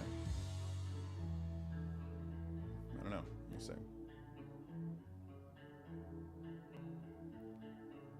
Don't give me ideas. Look, Mike Games is here. What's up, dude? I have to go back and rewatch to see your thoughts on Acolyte. Oh, did I give my thoughts on Acolyte? I meant to. I don't think I did, and now we're right at the end of the stream, and I don't know if there's time to get into it. I will say that and this might have had something to do with my state of mind at the time when I watched the first 2 episodes. But my initial response to Acolyte was that it's kind of YA. It's kind of young adult, and I was totally comfortable with that. I'm like, okay, yeah, it's about time that there was a young adult focused sort of Star Wars show, and I thought that that's where it was going. It may still go that way, but after episode 3, I'm no longer sure. There seems to be a much more nuanced and interesting approach to this whole storyline. One that casts the Jedi Knights as being somewhat ambiguous, and I'm here for that. I as someone who notoriously distrusts all religions, then yeah, I feel like the decision to continue to paint the Jedi as perfect, which is not something that's been going on. It's nothing new to suggest that the Jedi are flawed. This has been going on since episode 1. For those who really pay attention, it's been going on since the OT, when Yoda and Ben Kenobi both lied to Luke Skywalker about who his father was, because they thought it would be easier for him to kill him. So, yeah, the Jedi have never been perfect, and the suggestion that they should be so, I think, is damaging. Because it also reinforces the narrative that it's possible to have a faith that is without flaw. And it's not, because all faiths are created by humans. I'm not happy with this. It's going to be tweaked. So, yeah, so that's why I'm all for it. Bring it. It's, again, I feel like it's dangerous to suggest that any sort of religion or approach to dealing with interpretation of a particular force is the only perfect one. We've seen other interpretations of the Force everywhere from... I feel like the Night Sisters, despite being labeled as witches and using witchcraft, I feel like that's just another means of accessing the Force.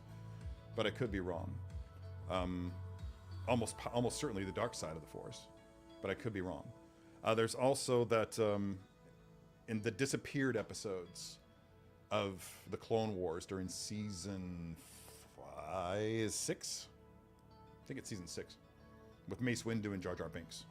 Jar Jar's got a girlfriend, and that girlfriend's a queen. But her people have another means of accessing the Force. It's Force sensitivity as opposed to Force control. And they also distrust the Jedi.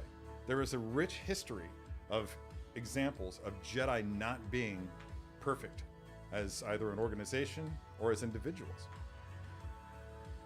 It's almost certain that Obi-Wan Kenobi broke his Jedi vows with Satine,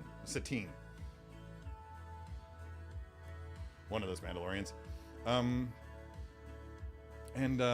we saw Anakin do it in many ways, breaking those Jedi vows. So yeah, there are many good reasons for people not to trust the Jedi.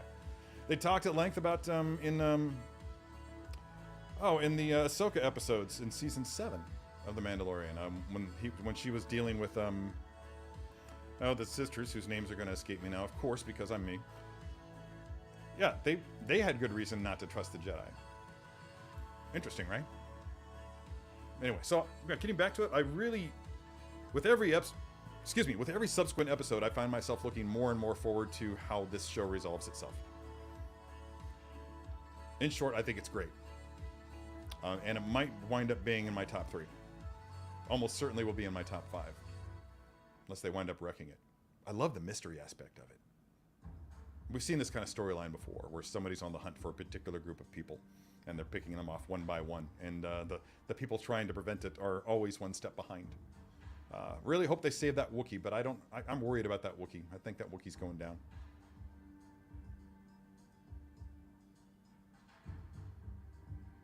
Yeah, that won't happen.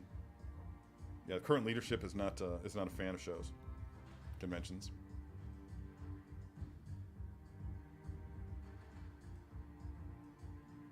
Oh, okay.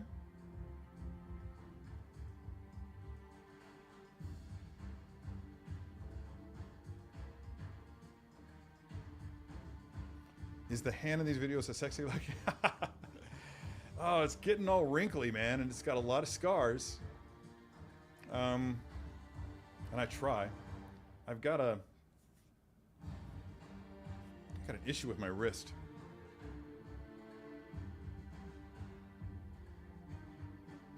This is interesting. Okay, I think one thing that bumps those videos for the algorithm is that many of them actively court disagreement in the comments and can't see corporate messaging ever doing that. Yeah. I have heard rumor of that they actually,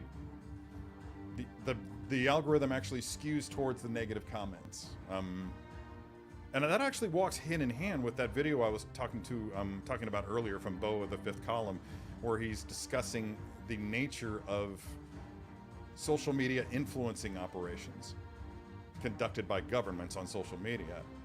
And they actually construct, I would have to go back and rewatch it to really fully explain it, but they actually will construct, the original post will be something like, X is amazing, X is awesome.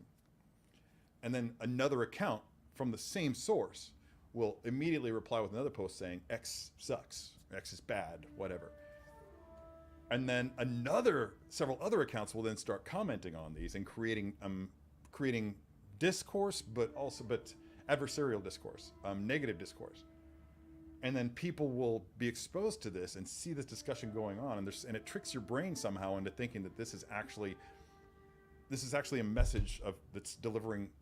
There's actually something worth paying attention to here. There's actually a real problem that exists when the problem was manufactured.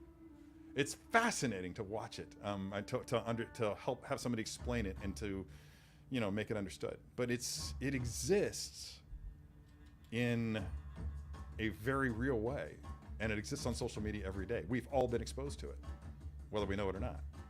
But yeah, watch that video. I think it's his most recent, but he's pretty freaking prolific. It popped up this morning while I was outside with Dobby, and I watched it and was like, wow, that's good. Yeah, you're right.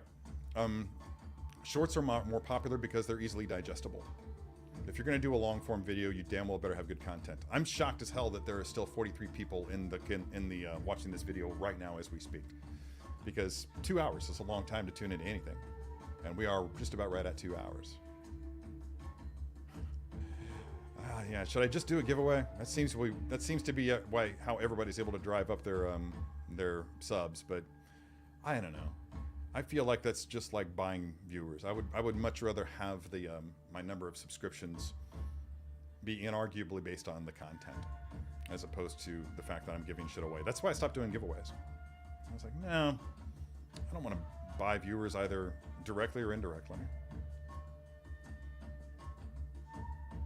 I've never liked any Spider-Man statue. Same with Venom. I've liked two, actually, and they're both here in my house, up here. The Amazing Spider-Man premium format figure by Sideshow, and the Black Suit Spider-Man premium format, also by Sideshow. But the red suit Spider-Man figure is the one where he's balancing on the bridge or beam, one-handed, while simultaneously firing a web. And it's really dynamic. And I legitimately watched Martin Canal sculpting this figure at Sideshow while he was creating it. So it's also close to my heart in that way. But that black suit Spider-Man, where the contrast provided between the two being in such close proximity is such that you can really like the way that he's slightly beefier, but you can also see the little slithering bits of the suit of the Venom symbiote appearing along, like contrasting but also complementing the veins in Spider-Man's muscular arms, and just the posture that he's in, slightly more menacing, slightly more creepy. The suggestion of Venom is obvious, and I love that thing so much. Have there been other Spider-Man statues that I've liked? Probably, and none of them really come to mind right now. I mean, I liked all of the ones that they did where they were trying to do the forced perspective thing with the city backgrounds. I thought that was really cool. As a photographer, I thought that was really cool. It's like your forced perspective is already built in. You don't have to do anything. 1 hour, huh? Damn, that's impressive. Okay. Yeah, I will. I'll look it up. It's Disney?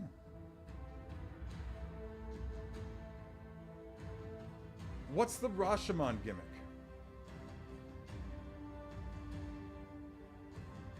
I'll have to look that up because I don't have time. I can't stay on here anymore. I've got to break this down. I've got to eat something. The aforementioned bagel with turkey and cream cheese with goat cheese and onion. Yeah, me too, man.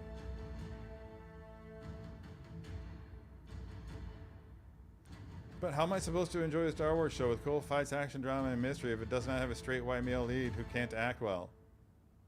That's well said. That's well said. Yeah, I know that there's a part of me that should be engaging in a more mature manner with these people, but I just don't have time for that shit. It's exhausting. It's exhausting.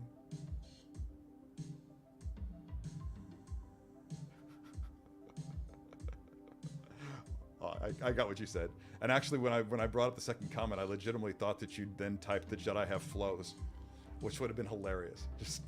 Just make fun of your own mistake by doing it by doing another one. That's something I need to commit into my everyday commenting world. The Jedi are an institutional power, and we all know they are always just and good. That's, yeah. Institutions are made up of people, and not all people are equally good. I also think the prequel trilogy is more interesting if you read Qui-Gon as a religious reformer. Yeah, that's how I've kind of always looked at it. Really, I don't think that in my head I use those words, but he was definitely somebody who he got it. You know, he got it. Well on his way to being a Martin Luther of the Jedi, if you will. I read a point that the reason people assume some cultures aren't thought of as naturally Force-sensitive is because they hid their Force-sensitive children from the Jedi. That's interesting speculation. I like it. I like it a lot. Primetime Reviews has joined us. That's okay, man. This was a surprise stream anyway. I just decided, yeah, let's just do this since we missed out yesterday. Yes. The mystery frame insists that the Wookiee must die. Yeah. It does, right? Which is too bad. But, yeah. I'm glad that Sayatomo's getting some work.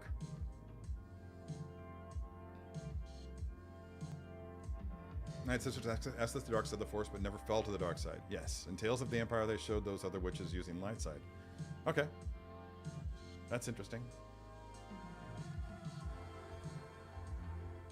Let's try to fly through these comments so I can go. The thing about Jedi is a good basis for a case study of storytelling, I think. Because George Lucas's original stories were white hats and black hats. Jedi were the white hats. Yes, that's exactly it. But even then, as I mentioned, they showed hints of little gray areas. I don't know that we saw in the original trilogy a lot of good stuff coming out of Darksiders until we saw Vader expressing doubts. Or even when he was...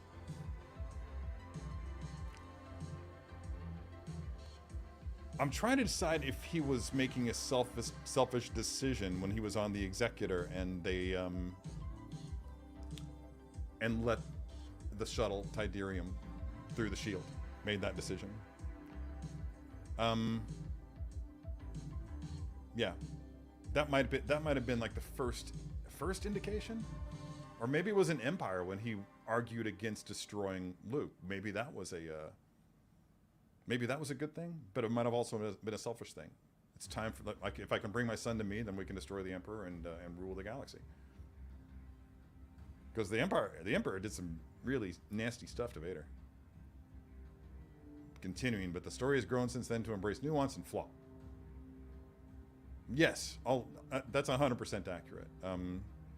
Lucas's imagination is incontestable, and I think it was Camille Paglia who legitimately described George Lucas as the greatest artist of the 20th century.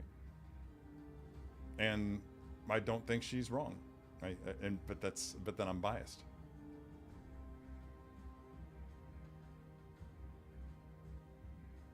I like the fact that everyone has their own interpretation of the Force who wills it. When you say everyone, do you mean everyone in the real world, or do you mean everybody in the galaxy far, far away? Why make a video about a figure I didn't get? Maybe the whole world isn't about you, bro.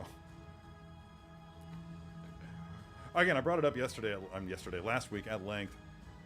Kind of feels like last week is yesterday, but I brought it up at length. There are so many reasons to make such videos of figures that are sold out. I mean, and I don't understand the contention, the issue that one would have with a video existing, being published, of a figure that is sold out. Should we just pretend it didn't exist and not do any content on it? Because, I mean, this is a really cool figure that deserves to be celebrated and deserves to have its moment in the sun. And again, when you're talking about it as a posing video, every single thing that I do in a posing video can be borrowed and transferred to other figures. So if you're new to the hobby and you're looking for a tutorial, it doesn't matter what figure is being featured. You can borrow whatever technique is being used, whatever pose is being used, and apply it to another figure. You don't have to like copy paste everything, but then maybe that's exactly the culture that we're living in, because look at AI right now. The generative AI right now has become such a sensation because people think that just by typing words into a prompt and having a plagiarism slot machine spit out random stuff one thing of which may actually look good, that you have just created something, when it's so far from the truth. Everybody's just looking for, I don't know, they want to be able to do the thing that they want to do without putting in the time and effort to learn how to do it.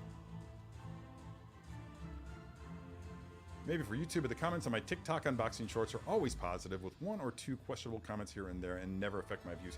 Yeah, but dude, your TikTok style content is first rate, and it really caught my attention like immediately from the first video of yours that I saw.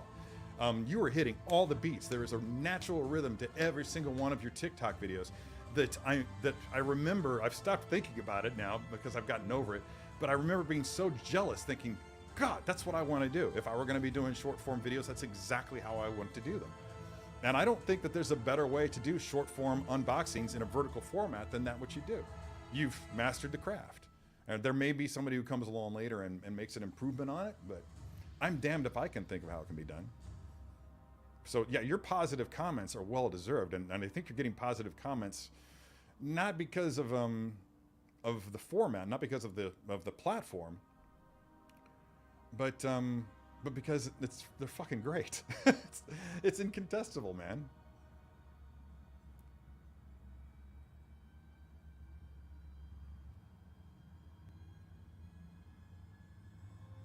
I think I talked about it last week, didn't I? Or am I thinking of something else? It is glorious. I genuinely feel like this Wolverine figure. I just realized you can see my catch light, my kick light back here.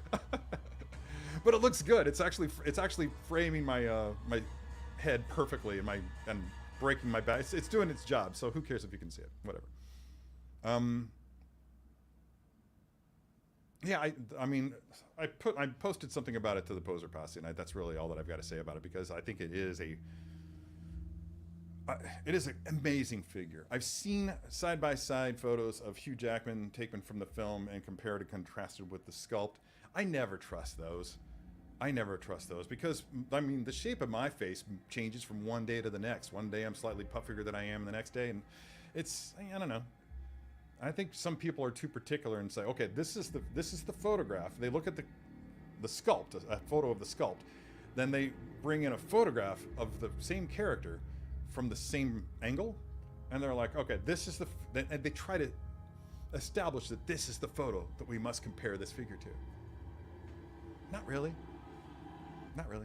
You don't get that privilege, because that's just not how it works. Everything is ever changing. Body weight, body mass, again, facial features, hair styles, depending on the hairstyle, it just keeps unless you're Paul Hernandez, then your hair looks exactly the same almost every day. But yeah, perfect hair, Paul. Oh, the Iron Spider statue. Sideshows? I remember the first one. I can't remember any subsequent ones. But yeah, just, I mean, shocking, just the shine, the finish on the costume just reads so remarkably like the costume that we're seeing in the trailers. That's reacting to light in very much the same way. Yeah, that's all I'll say about it. But stunning freaking figure. Oh, okay, yeah, okay, I get it. I get it.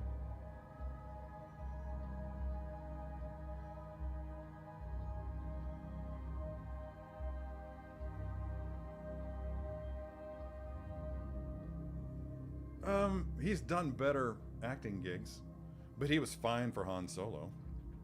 And I think that the acting in Star Wars was probably also, the first Star Wars film was probably also a victim of its time. Actors' understanding of their craft, like all other art forms, like cinema in general, has evolved. Like storytelling has evolved over time. The end result of which, I think it's undeniable that we're getting better storytelling content right now. Star Wars, Empire, Jedi, all those films will continue to exist and continue to hold a special place in people's hearts. But if you want a proper argument in favor of what I just said, all you have to do is look at a lot of the kids these days who are watching Star Wars for the first time with their parents who grew up with Star Wars, who've placed expectations in the heads of their kids, and then the kids watch it and they're just like, it's not all that great, Dad. The effects are cheesy. Well, for the time, you know, it's like there are people who don't like the Beatles, but if you have knowledge of what the Beatles accomplished in pop music in the 60s, that might change your perspective. I think that's the end result we were looking for, the relevance. That's what you're looking. I remember hearing Bono talk about that. Like that's one of the key things that you strive for in an art form is to establish relevance, the relevance of your creations, of your art. And some people succeed at that. Other people are just like flashes in the pan, and then everybody forgets about it. Star Wars endures, and it's because of its cultural relevance and its continued cultural relevance, and because it continues to evolve as a vehicle for pop culture. And yeah, it has to evolve in order to stay relevant. If you keep redoing the original trilogy, it's going to fade away. And believe me when I say that the bad actors and the people who are talking trash, and there was somebody in last week's video who made a comment about, it almost felt like a copy paste of every trash talking point of every trash troll who's hating on Disney Star Wars. And it was just like, and my response was, cool story, bro. But because it's not, yeah, they're a minority. They're a very vocal minority, but I don't have any patience for them. Sure, yeah. I don't even know what was going on in her personal life, but it's between her and, yeah, she was something. Are you talking about the fact that she was boning Harrison Ford throughout the entire production and promotion of that film? Or was there something else that I'm unaware of? The gray areas in the team came from Lawrence Kasdan and Irvin Kershner. Yep. No, it's not 100% true though. I mean, I'm still talking about oh, see, I just don't know. And maybe this was just an acting choice on the part of Alec Guinness. But there's that moment when Luke asks, how did my father die? And Obi-Wan, if you just watch the way he acts with his face, the way Alec Guinness acts with his face, you can see his head churning as he's trying to make a decision. And it almost feels in retrospect like it's a moral decision that he's trying to make with, in regards to, do I tell him that his father's still alive? Do I tell him that his father didn't die but instead became this servant of evil? Or do I let the narrative continue? And and use, now that we've got the backstory in Obi-Wan Kenobi, use Anakin's own narrative. You didn't kill Anakin Skywalker, I did. Darth Vader killed Anakin Skywalker. Yeah, let's run with that. That might be an example of something that Lucas and Alec Guinness talked about privately when establishing how that character was supposed to react to Luke's question. Or more likely, it was probably something that was retconned, and retconned very well. I'm really, either way, I'm fine with it. I'm here for it.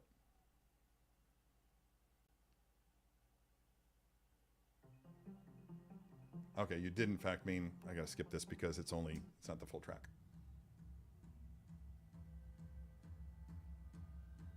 Sure, sure.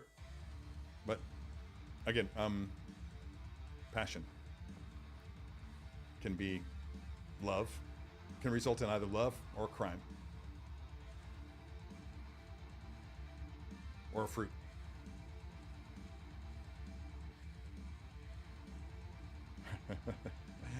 It has been a long day already. Oh, that's cool. Yeah, I don't usually do that unless it's really particularly volatile.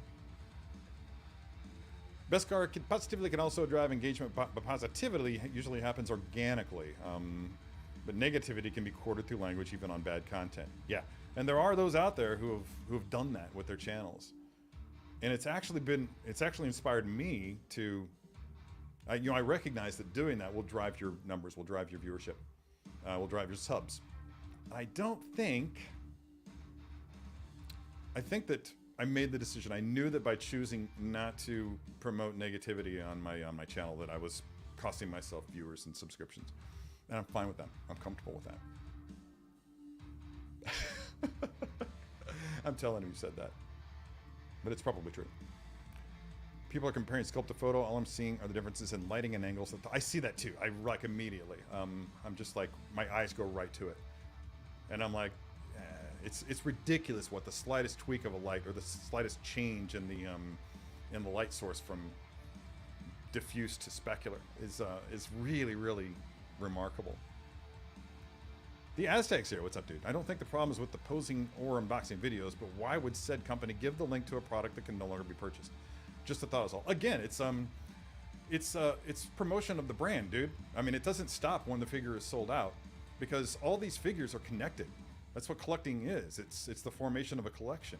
So even if people missed out on it, there's access. I mean, what are they going to do? Take down the webpage and the website? No.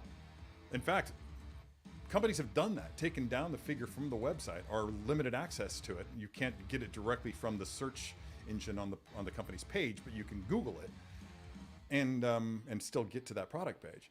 It still exists. It's just not promoted by the company. And people react negatively to that because they want to be able to access. There's so much information on that product page that could be valuable to somebody who, say, is selling a product. There's the box size right there, available at your fingertips, the weight, the shipping weight for it.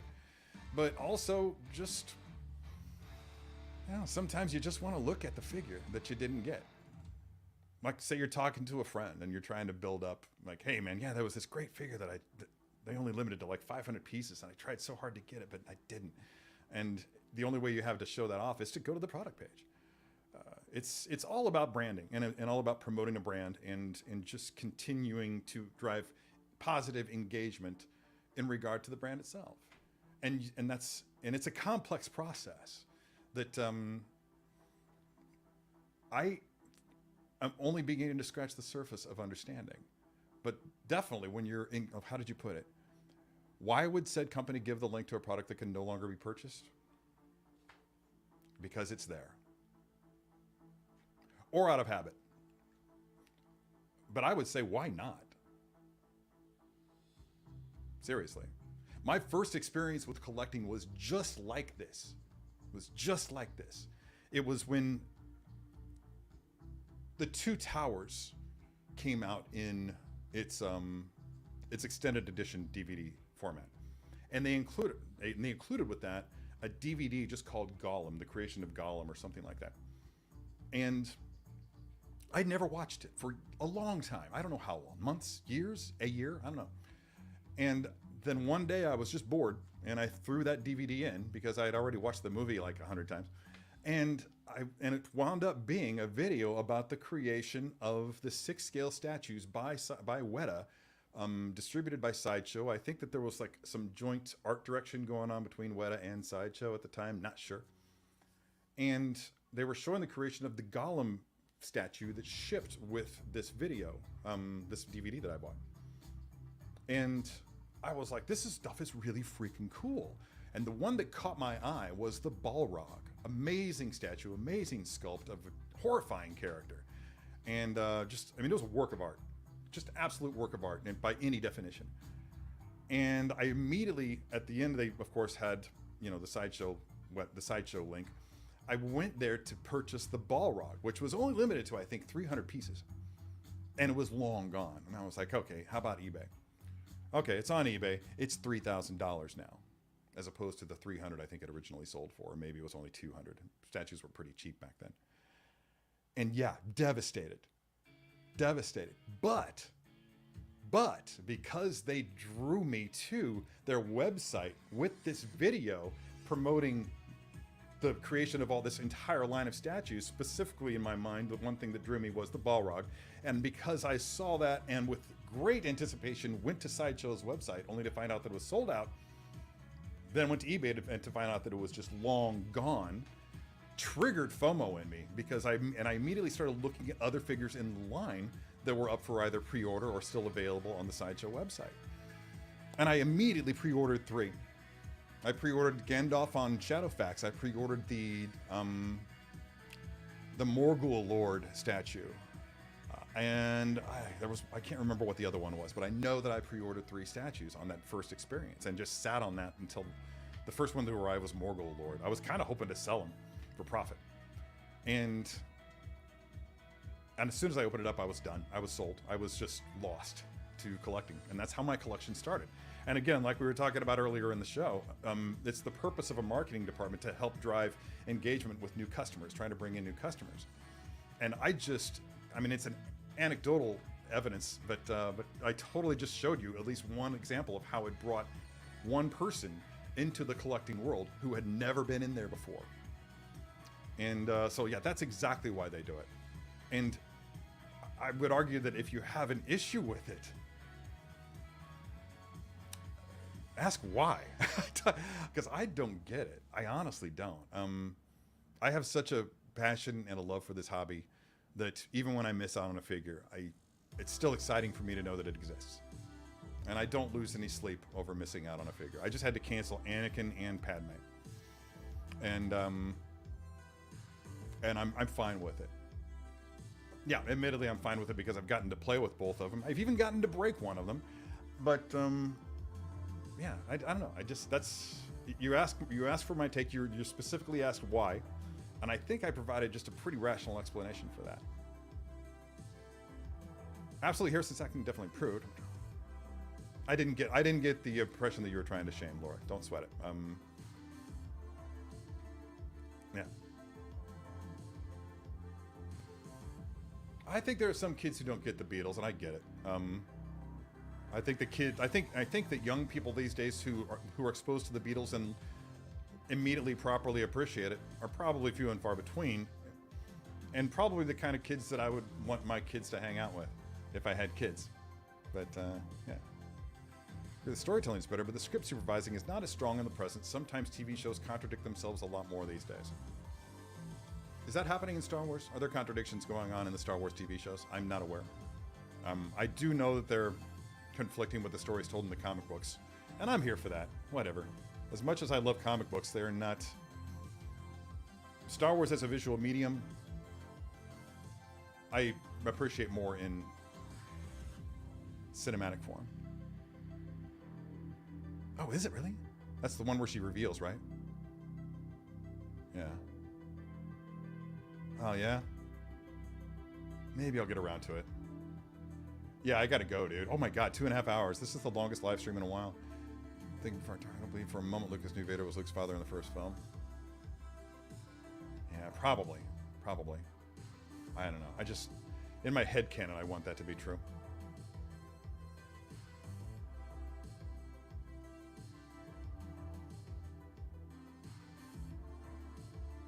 I don't know if you realize just how healthy that is. It is very, very healthy. Yeah, just do what you love, man. And when people are into it, graciously accept that.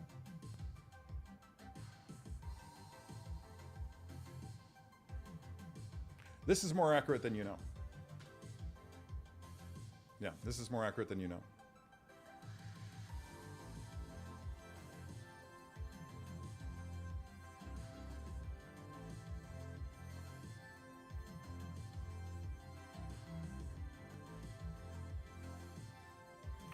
That's accurate. That's accurate. As awesome as that warehouse crew is,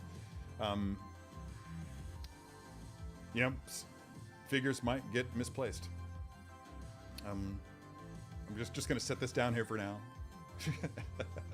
And then somebody else moves that pallet. And then it turns up in an inventory of the warehouse later on down the line. I don't know this for a fact, but I can see it happening having worked in a warehouse myself a long time ago.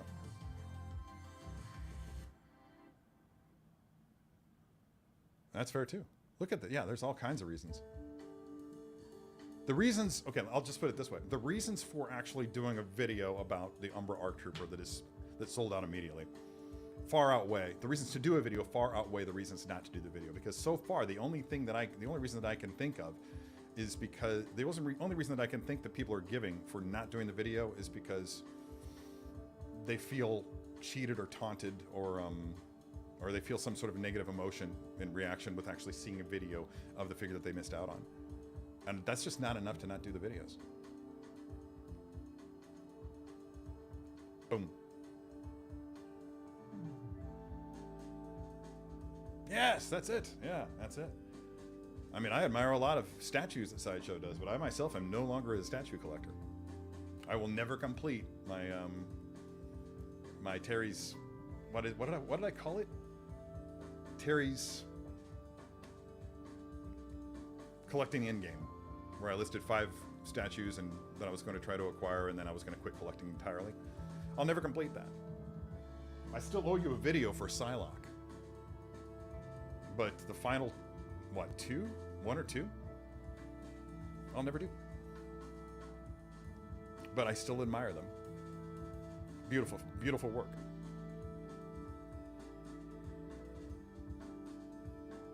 Go out with this. I think the most recent example of bad script supervising was the last season of Star Trek Discovery. There were a couple of times when the characters seemed to have forgotten previous episodes of the show. Is that true? Yeah.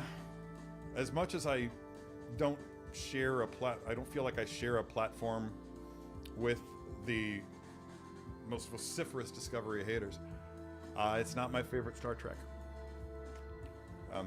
I haven't watched it yet. I haven't watched season 3, and I'm not feeling the lack. That's just a visceral response. I mean, I appreciate a lot of the stuff that they do or tried to do with that show, and I'm all here and I'm here for it. But it really, there were quite a few aspects of Discovery that didn't grab me. Yeah, I do. It's behind me here. It's over there on that shelf right over there behind me. You can't see it because it's not well lit. Without further ado, I'm going to let this in. 2.5 hours, my voice is torched, and I still have to do narration today. So if the Anakin video seems kind of... if my voice sounds trashed on the Anakin and Iron Man Black and Gold videos, you'll know why. It's your fault, everyone. So thanks for joining me. Appreciate you. Can't believe there's still 37 people here. That's really wild. Hope I didn't offend too many people. I'm okay with offending 1 or 2, but yeah, you all have a great week. And hopefully I'll see you next weekend. Hopefully it'll happen on Saturday. Thanks to StreamYard for getting everything back in order. And until next time, be good to your blasting. Peace out, team.